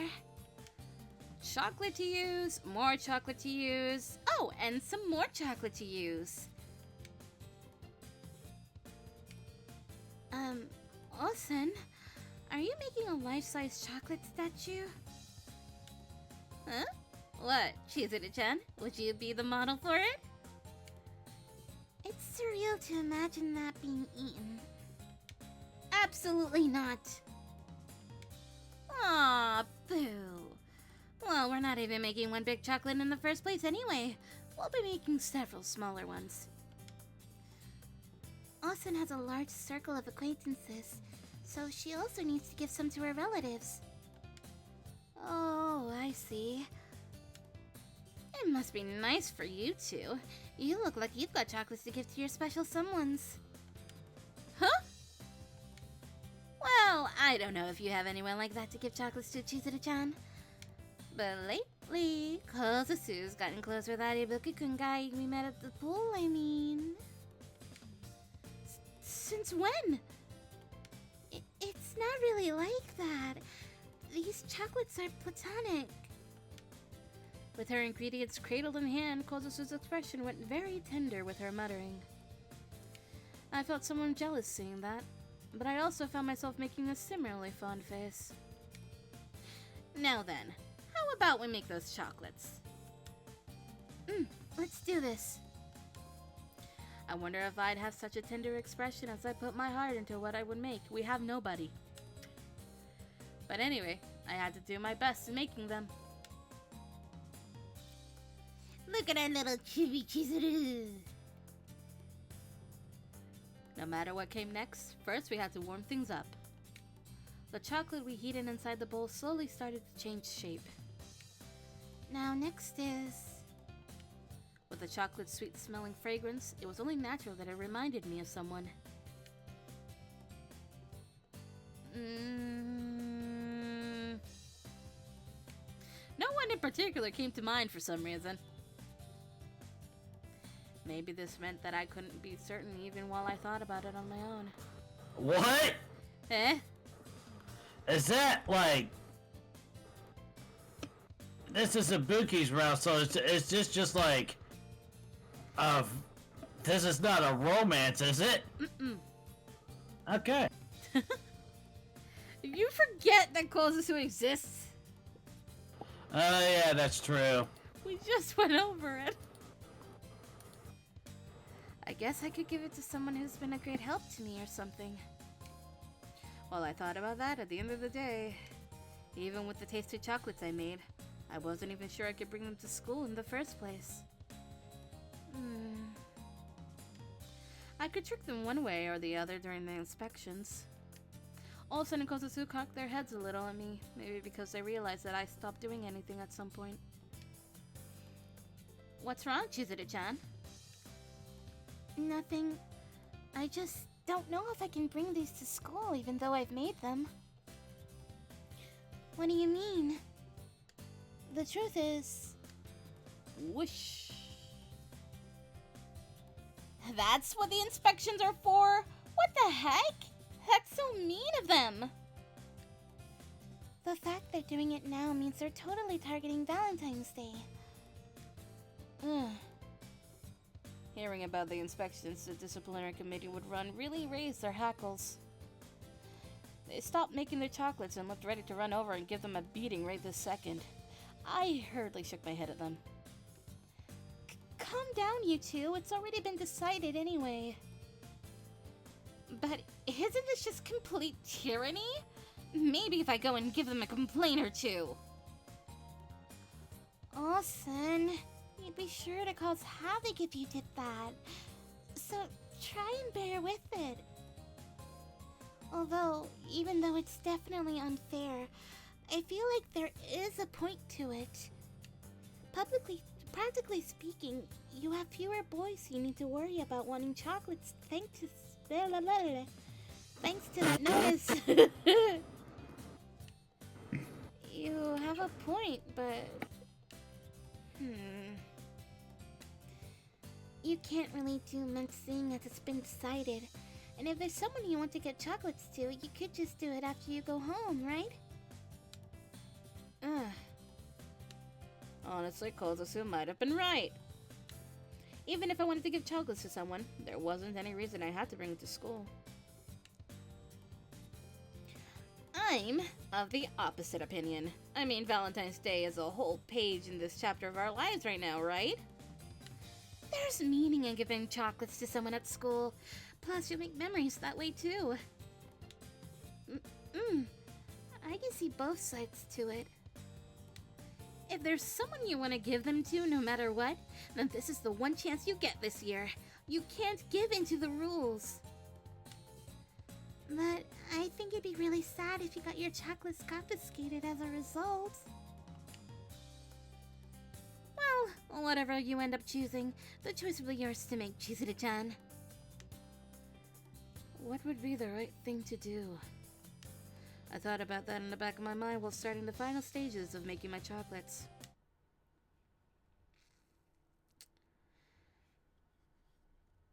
February 14th.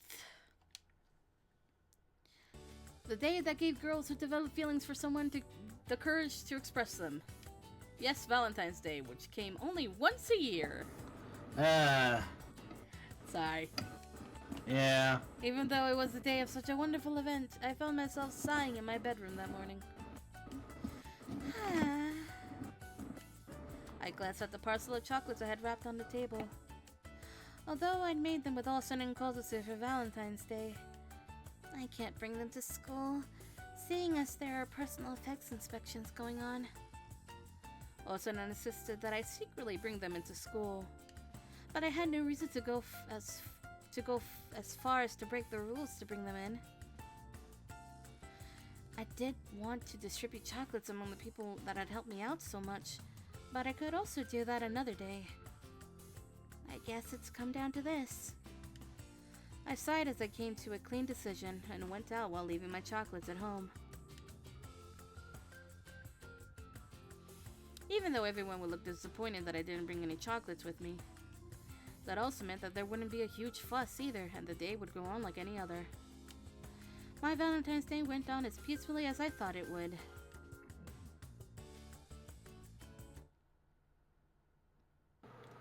It was after Valentine's Day had passed, around the end of February. Oh, we don't even get that. Something slightly strange happened in my class. Huh? I guess Ibuki-kun's absent again today. Again.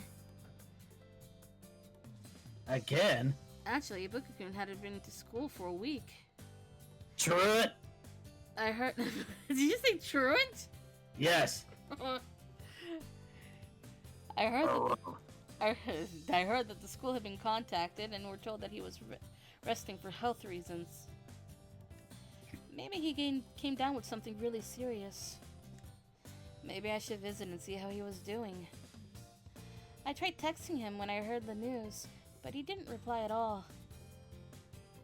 He didn't reply all that much usually anyway, so I hadn't worried about it before, but now the radio silence was gnawing at me a bit.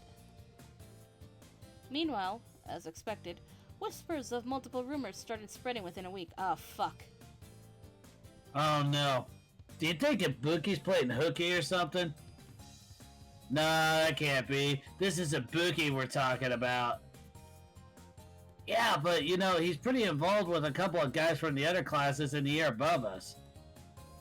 Oh, right. They all found out he's the chairman's son right around Christmas and all.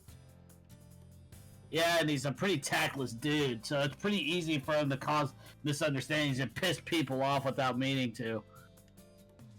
Actually, I heard someone saw him with some guys from other classes in front of the station when he was supposed to be resting.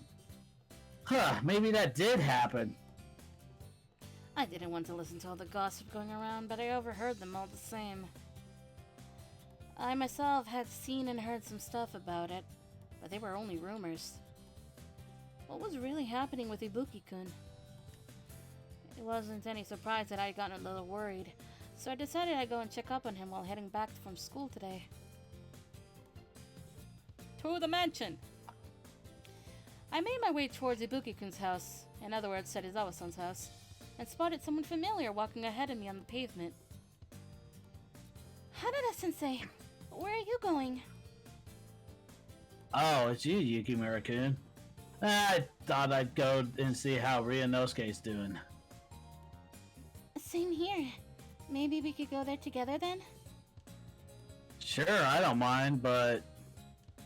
Having said that, Hanada-sensei looked a little worried as he asked me something. Have you heard from him at all lately? Actually, I tried contacting him over and over, but my calls wouldn't go through and he hasn't responded to any of my texts either. But if he's in a bad way and resting at home, then he should have gotten them, right? Yeah, some of Serizawa-san's people are at home called us telling the same thing. A week is a long time. I'm a little worried. Yeah. Also, there's been a couple of rumors going around class, actually. Hmm? Oh yeah, even I heard them. You're talking about what happened at Christmas, right? Mm. You don't have to worry about a thing. They just got it all twisted, that's all. I hope that was the case. At any rate, we arrived in front of Serizawa-san's home. Oh boy. As Hanada-sensei and I passed through the gate, we heard Serizawa-san's voice coming from the garden. Uh-oh. Uh-oh. As we went to see what was going on, we bumped into Serizawa-san. What are you doing here? Serizawa-san. Perfect timing. We came to see Ryunosuke. He's been out of school for a week. We've been told that he was in bad condition, but I'm still worried, as you might imagine. Well, now, that dumbmutt's even pretending to be ill now, is he?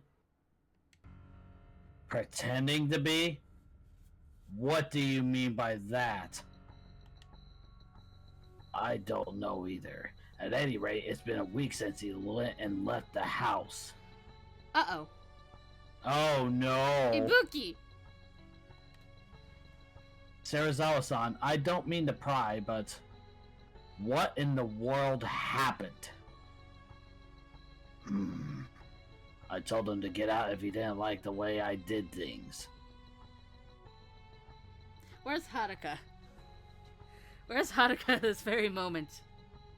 She is currently with her alternate universe husband, making do with twins.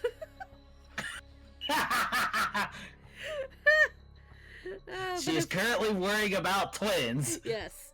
But if she was here, oh god, Hanada would have to hold her back from not trying to kill Serizawa. So, sweetie, just let him talk. If we don't like what he says, I'll kill him personally. You can try. I didn't imagine he would actually do so.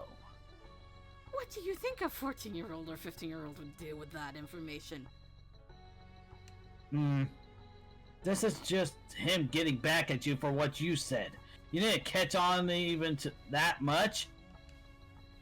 Also, what have you been doing since he left? Have you even looked for him? Revoke his fostership!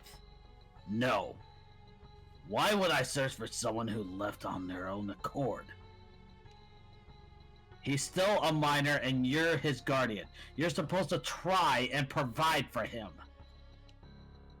I don't recall raising a mongrel who only barks out his grievances and never clearly saying what he wants.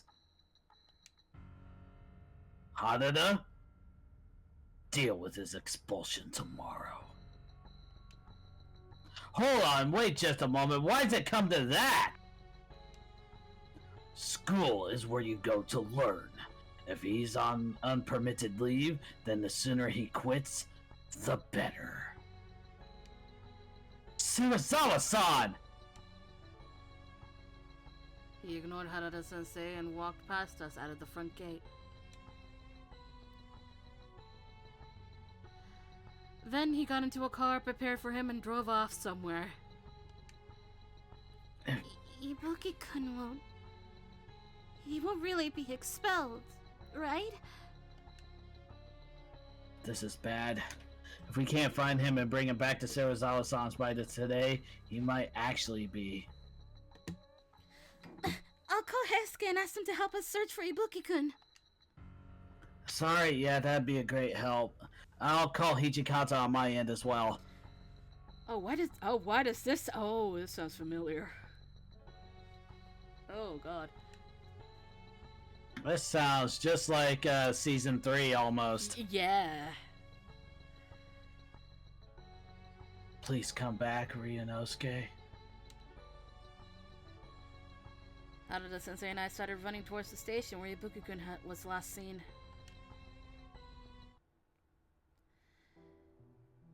I'm gonna save here because I don't know what's going to happen. Yeah, neither do I. And no one knows. No one on this channel knows. I split up with Harada-sensei in front of the station and searched for Ibuki-kun for a while before. Chizuru! Did you find Ryunosuke? Hesuke! No, we haven't yet. Right. I thought he was just absent, but he actually ran away from home? I think he does have a good reason, though. Yeah, you're telling me anyone would if they had Sarazawa-san as a housemate. Soji, Soji and Saito are looking for him now too. They'll call as soon as they find him, so don't worry. Okay. Still though, he's a standoffish one. If he said the word, I would have let him stay at my place, no problem. Anyway, let's go search for him. After Hesuke gave me some encouragement, we decided to keep searching for Ibuki-kun.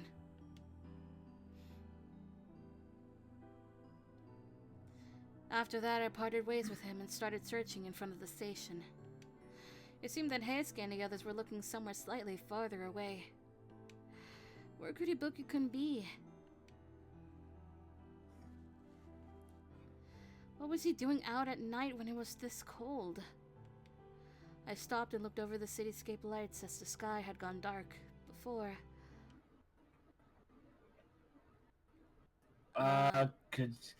Is this him? I'm gonna read it as him. Could you give me some of this cardboard? I heard a familiar voice from the store in front of me. Man. Oh. Man, I'm saved. My kryptonite's going to be brand spanking new. If I fold over this newspaper and stuff it into the cracks, then... Don't tell me he's homeless. I mean, what is a kid supposed to do in this situation? If you run away from home, you have nowhere to go? Oh, no. I bumped into him just as he was coming out of the store. Ibuki-kun? Yukimura? The moment our eyes met, Ibuki-kun looked around me, then threw away his cardboard and fled. Ibuki, no! Wait, Ibuki-kun! Get a hold of one of the boys! Leave me alone! In the blink of an eye, his figure had shrunk into a pinprick in the distance. I couldn't catch up, even while running full tilt. I mean, he did run kendo for a little bit back in the day. Does that equal running? Oh, I mean, he would be pretty fit for it. Sort of, yeah, okay. Wait! Ibuki-kun! Oh, right. I had to phone everyone. Thank you! I fished out my cell phone to call them. My fingers were clumsy, though, as I was still panicking, chasing after Ibuki. What should I do? I lose sight of Ibuki at this rate. That was when it happened.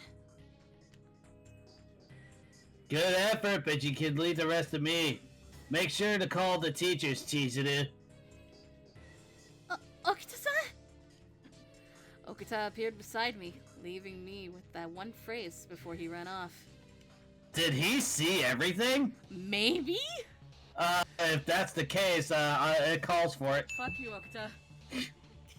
Or maybe it was just coming back to the spot and he just Maybe. Or we ran past them and he saw us and... I don't know. There are many explanations. Anyways. I stopped on the spot and called Harada-sensei like he told me. It looked like Okita-san had caught up to Ibuki in a split second, because he's much faster. Also probably longer legs. You've been kicking up quite a bit of trouble. I suppose I ought to wrangle you in around now. Please, just let me go!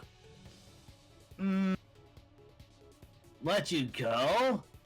Man, you're giving me a bad rap. Kinda making me seem like I'm the bad guy here. I'm never going back to Serizawa-san's place. Ibuki-kun yelled that out before running away from Okita-san. But then someone else blocked his way. Oh, you don't know when to give up, Ibuki. Come quietly and turn yourself in. Turn myself in? I haven't even done anything! But not so. I heard you skipped school without permission, and you even planned to leave home. It wasn't without permission. I told him I was sick and everything.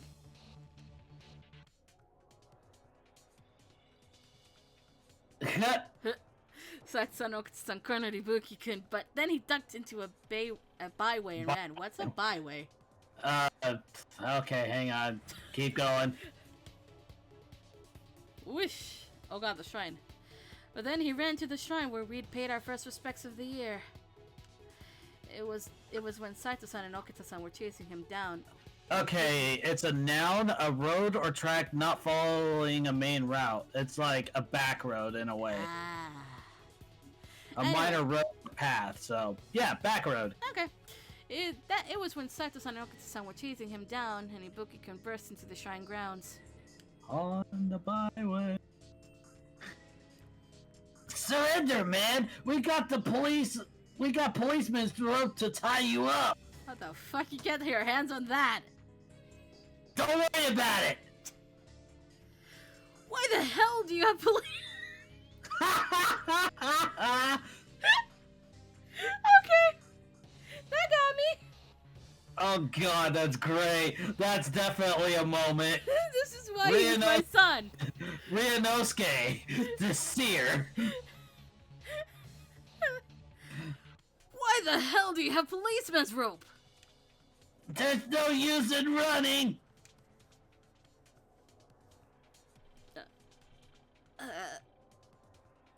Stay still. Don't do anything stupid. Hey, if you still feel like running, you know how it's gonna turn out, don't you? The three boys surrounded Ibuki-kun. He seemed to finally resign himself and shrunk to his feet where he stood. I understand. That was how, by my senior's hand, Ibuki-kun was arrested. That was how he was taken into custody. That's not a better word for arrested. It is, but only a little bit. After that, Hijikata-sensei and Harada-sensei met up with us, and we listened to Ibuki's story. Just like Harada-sensei and I had heard earlier, after his argument with Serizawa-san, Ibuki-kun decided to take him up on his suggestion and run away. It sounded like something he would do. So, what did you say to Serizawa-san? I said I wanted to do kendo again, but he wouldn't let me. After that, he started beating me, and before I knew it, I was running out of the house. Man, Sarazawa-san's just awful. Right? I didn't do anything wrong! Just checking. You're the one who said you wanted to quit kendo, right? You also promised Sarazawa-san you wouldn't do it again either, right? That's true, but... Huh? Wait, how do you know that? Sorry, we overheard during New Year's. I did think eavesdropping on you was in poor taste, but you weren't particularly quiet. Oh, so that was what had happened. I did think it was strange that they still hadn't eaten any red bean soup at the time, but anyway. Ibuki-kun, I'm sorry. I actually heard as well. Drink? Yeah. Drink. Ugh. I already slammed that. Yeah, you did. Hmm? I shut her up just as she was about to yell out to you. If you got any complaints, then you can take them up with me. What the hell?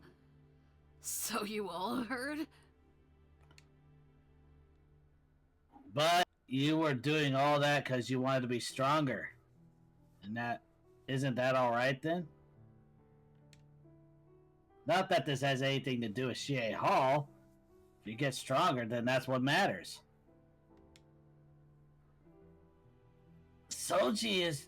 Oh, that's Hajime. Soji isn't completely right. As long as you give it your best effort, it doesn't matter if you win or lose. Plus, it'd be fun to practice together. If you manage to get good as well, then that's 2 birds with 1 stone, right? Ibuki-kun looked dumbfounded, staring at the three of them looking like they were having a fun, casual chat. Eventually... Chat? Sorry. But...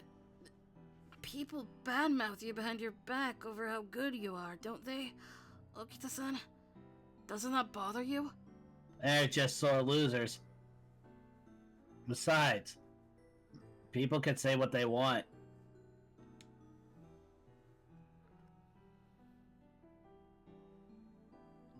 Eh?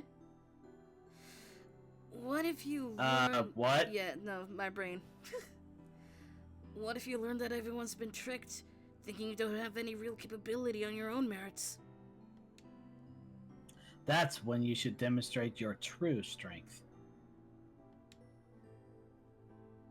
Where's the obstacle? No. Oh, I saw it. What if the obstacle isn't me, but the fact that people only focus on Serizawa-san? If that sort of thing happens, you could just ask Serizawa-san to say something, right? Ibuki let out a bitter smile at what the three of them were saying as he responded.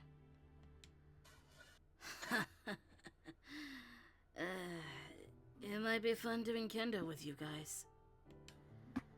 But I was the one who said it, that I'd never do kendo again. Serizawa-san says stuff like, what kind of man goes back on his word? If I can't even keep my promises, then I'll always just be...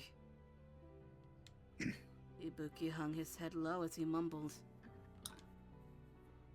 What's wrong with taking back what you said? If you realize you messed up, you should take it back as many times as you need to. Besides, if you think about it, it's more like you're not going back on your word, you just changed your mind about something. Yeah. But here's the thing. If you take things back, you need to have the right attitude about it. You need to make the distinction between owning up to your mistake and telling the other person about it. Have you done that?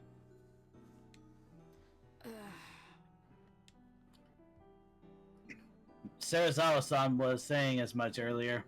You just can't complain. Try talking to him properly one more time. You know what you have to say to him now, don't you? Having heard Hijikata-sensei and Harada-sensei speak, Ibuki-kun slowly raised his head. Yeah, I do. I'll apologize to him properly. Sorry, everyone, for making you do all this for my sake, and,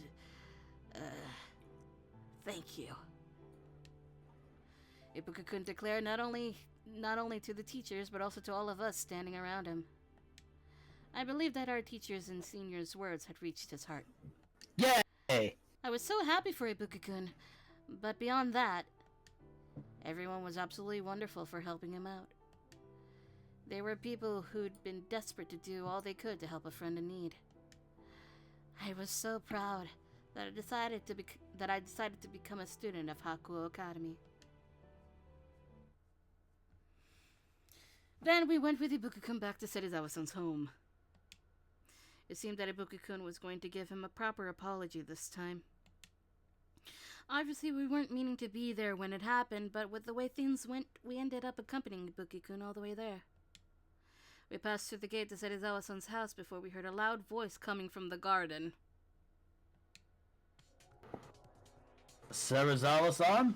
Won't you reconsider about Ibuki? Even if you came all the way from school to try and cancel his expulsion, nothing will change. You're wasting your time. I have a suggestion regarding that. Why don't you have Shie Hall restored once more? What would reviving that derelict dojo accomplish? Because I believe our school, no, society as we know it, needs its teachings. Be a proud warrior. Now more than ever, I just want to impart that teaching upon Ibuki. Not just him. I want to teach all our current charges that as well. I want them to become warriors by learning the way of the blade at Shie Hall. A swordsmanship that prizes propriety and loyalty.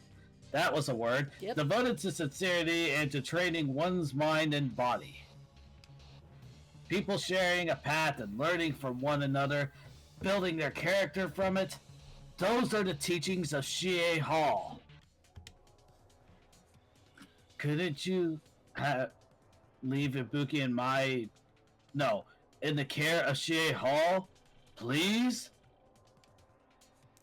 Kondo-sensei bowed deeply after saying that. Serizawa-san stared hard at him. When Kondo-san lifted his head, Serizawa-san addressed him quietly. Seniors have to cut a path to guide the inexperienced. But I believe that today's youth naturally merge onto that path now. It is impossible for them to do well by merely mindlessly following the rules set by adults. Kondo, Shie Hall's teachings reek of antiquity in our modern society. However, there might be something to it there might be something to it that this modern society of ours has forgotten. No shit. So, you entrust Ibuki to me then? That's a different story altogether. I've already relayed the issue of Ibuki's expulsion to Hanada. This is what that boy decided to do. To that end, any unsolicited meddling is futile. Ibuki, who had been with us until then, ran up to the two of them.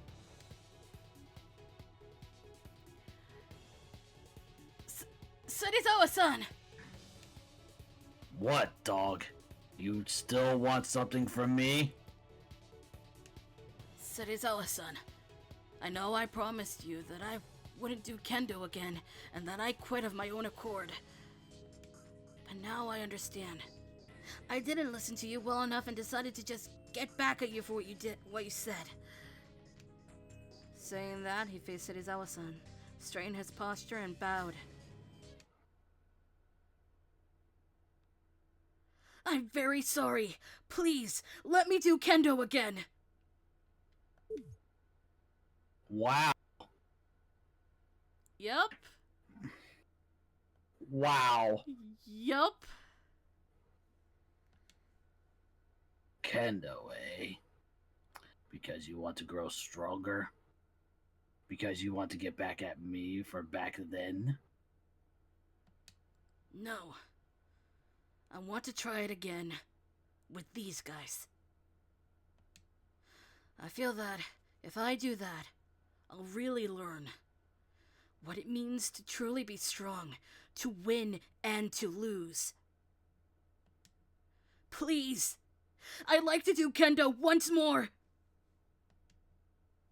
This is the first time you've lowered your head and said all of that out loud. Serizawa-san's unusual tone had Ibuki-kun lifting his head. He looked away from Ibuki-kun and kept speaking. Kondo, if you can give me results, you can try opening up that dojo once more. Serizawa-san, Chie Hall's teachings aren't about results. Kondo just said that it's not about winning or losing. I am not talking about winning or losing. Are his teachings what Hakuo Academy needs? Or what our world as we know it needs? Show me the results of that answer that. Yes, of course.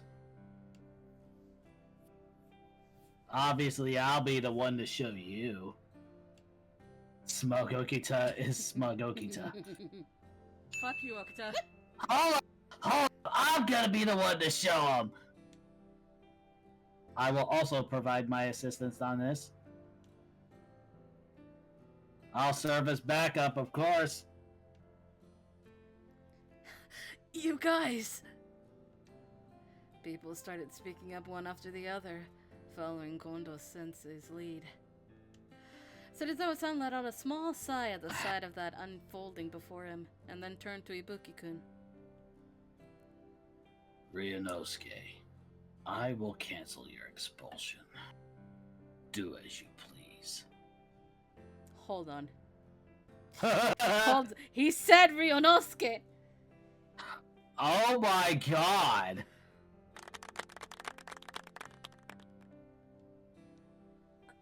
Oh. Okay. Thank you, Serizawa-san. He accepted what Ibuki-kun had to say with an indescribable look on his face, before he swiftly turned his back on us and vanished into the manor. Hell yeah, Ryunosuke! Heisuke rushed over to Ibuki-kun looking positively ecstatic. Harada-sensei and Kondo-sensei were drawn in too, as they rushed over with smiles on their faces. We gotta drink water. Thank you, mate. Yeah, thank you.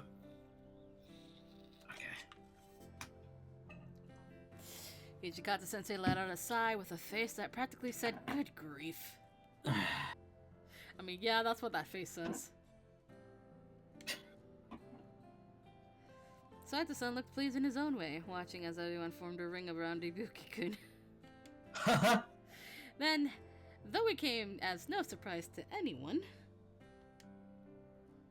Okuta-san was grinning with mischief while he took a picture of the whole scene. Fuck you, Okuta. Hold on, we need this.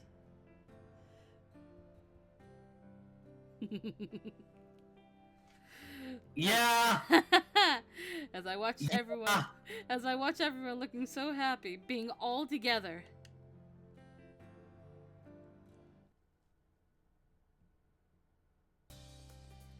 After that, Ibuki-kun came to school again.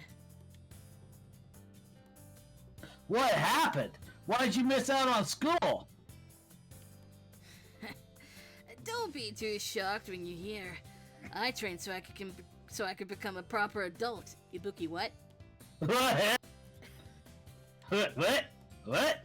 Yeah, I heard. You rolled up some cardboard in front of the station and spent a week there, didn't you? That's some real intense training. Is that what he did, huh? Shut up! I didn't have enough money on me. That was pretty much how the rest of the class welcomed Ibuki-kun back from his absence, joking about the whole situation. Naturally. I ended up feeling kind of jealous of boys at times like these. Then spring break came in a flash. That was when it happened. She was jealous of boys at a time like this? Why would she be jealous? We're icky and nasty. You're in a school full of boys. That was the day that Shie Hall, which had been shut down for so long, was being reopened. Man, it's finally spring break. Why do we gotta get up so early and go to school? I mean, we have to. They're opening Shie Hall today. Let's say I did go. They're obviously gonna make me do all the sweeping or something. Is that a callback? I feel like that's a callback. Is that a callback? It's times like these where you gotta arrive fashionably late. I don't think so, Heisuke. Oh look, it's Okuta-san. Good morning, Okuta-san. Or, Ohayo gozaimasu, Okuta-san. Hi, Chizuru-chan. Seems like you're up for joining us at Shie Hall then. I made my decision. Huh? What do you mean? You're not just visiting? Wait, am I getting what I want? Am I getting what I want? Of course. She's now Shie Hall's, or really, my personal manager. Button. Okay. Fuck you, Okuta. Fuck you, Okuta. There we That's go. what I wanted! Coming from your mouth! I didn't hear about this! Of course, the job of being Shie Hall's manager would be left in a competent person's care. Hold on a moment. I accepted the position of being the manager, but I didn't hear about that. Look, see, this sort of thing's just... Oh! Huh? Just as he was about to complain more to Okuta-san, Heisuke looked like he had spotted someone and ran off. I thought he just realized something about that, but... Yeah. Oh! Here we go. Ryunosuke! You head to the dojo? Let's go there together! Yeah! Also, Heisuke's backpack says Shinsengumi. Me! I love this so much!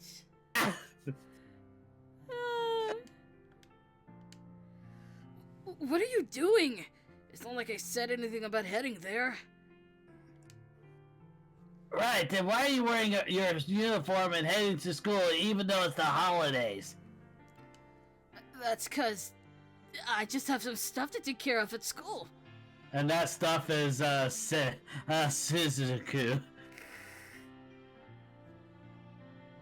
Anyway. Really now? You know, I wonder who it was that bowed their head and asked, "Please let me do kendo again, please!" Fuck you, Okuta. Yeah, I took a pretty good picture of that too. You wanna see? Fuck you, Okuta.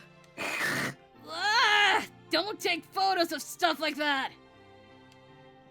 Come on, we'll be able to use Shie Hall from now on, so we can all look forward to that. I told you, I never said anything about that! You know, a rookie shouldn't be dragging his feet like this. Hurry and go clean up. Huh? Rookie? You mean me?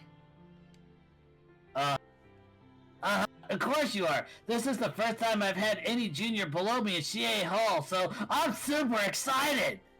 Cause Heisuke's the youngest. Hold up. I'm not gonna be the only rookie there, am I? Eisuke and Okita bracketed? Yeah. Bracketed Ibuki on both sides as he tried to make excuses one way or another. Without anywhere left to run, Ibuki-kun kept complaining as the two of them brought him along, and we all headed to school. Beneath the cloudless blue skies, Definitely clouds. the wind sent petals from cherry blossoms in full bloom dancing across the school grounds. In front of the unwrapped sign door in Shie Hall were Kondo Sensei, Harada Sensei, and Nagakura Sensei.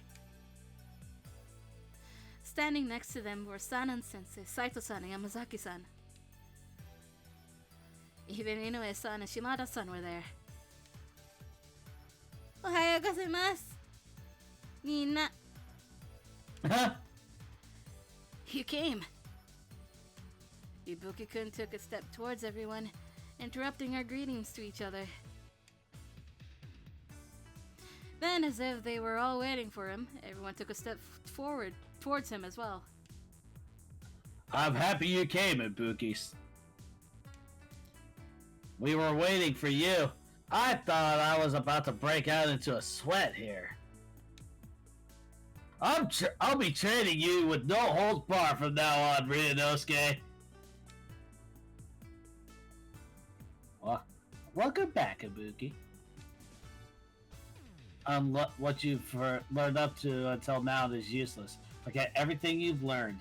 I will train you from the ground up. You'll be fine even if you get injured. Rest assured. Even Inoue-san and Shimada-san, who were standing behind everyone, smiled at Ibuki-kun's return.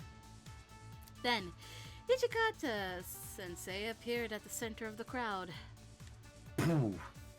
Doesn't matter that you're a rookie or that you're Serizawa-san's kid. You get no special treatment here. Got it? Yeah, that's just what I wanted. The first gusts of the spring wind blew that day. On the day the Shie Hall was restored to Hakuoki Academy. Did we? We got it! Yeah. Credits! Yeah.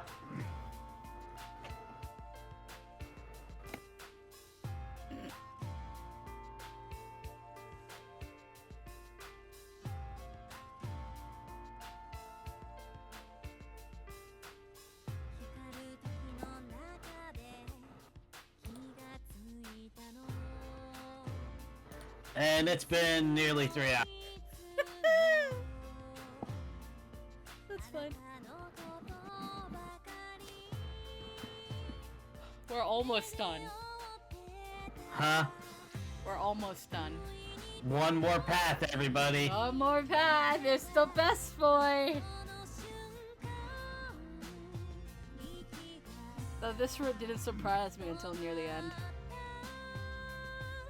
Ibuki's, I mean, anyway. Yeah, I knew what you meant. Yeah.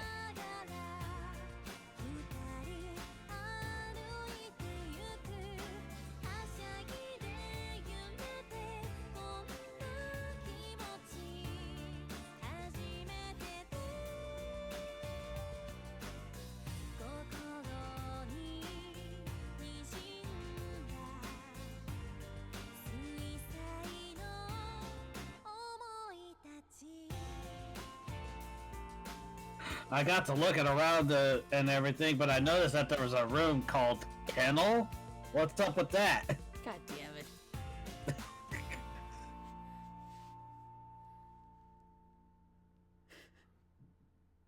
The fuck?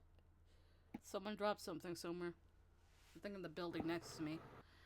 Oh, a bronze trophy? Yep.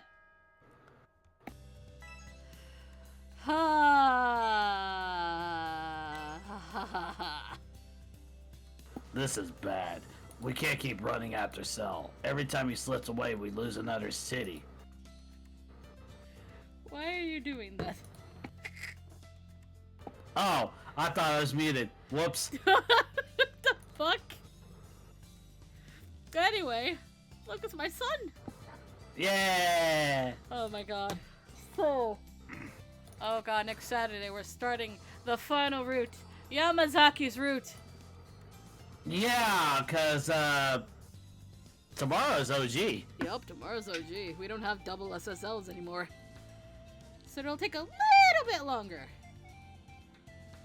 But we should have it wrapped up in like 2 or 3 sessions. Or no, 3 definitely. 3 weeks. There's no way we're able to do it in 2. No, because like chapter 2 takes fucking forever. Man. Oh, wait a minute. We're also doing the prologue. Are we? Yeah, for the last fuck. one, we're doing the prologue, remember? Fuck, we are.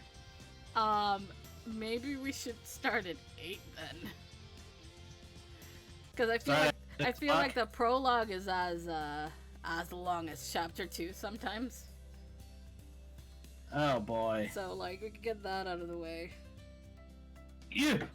I'll have to program me a new hand, which will take me 2 hours. Wait, I'm right-handed.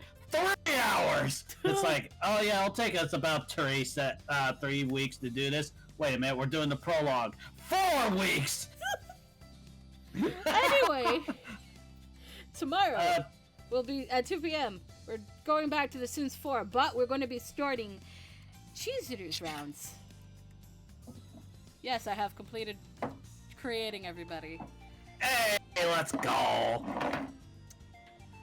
And I forgot who's in there. Well, not Hanada. No, I know Heisuke's in there. Yamazaki. Heisuke Yamazaki, Miko Tetsunosuke. Wait, don't tell me. Is she going to pull a Fire Emblem avatar and be able to romance every male? No.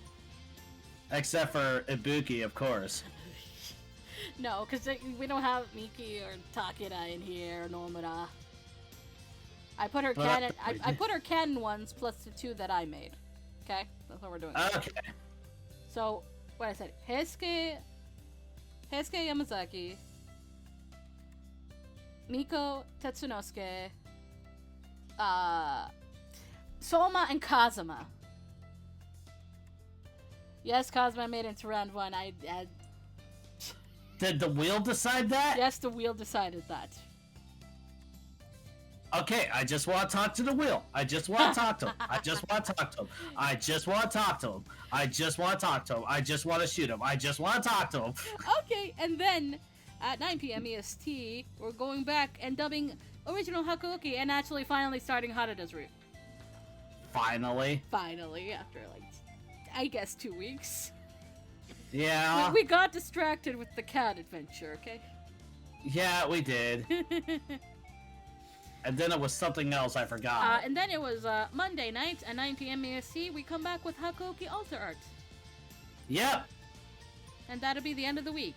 Or the start of the week for some people. Yeah. That's the end for me. It'll be Tuesday for me.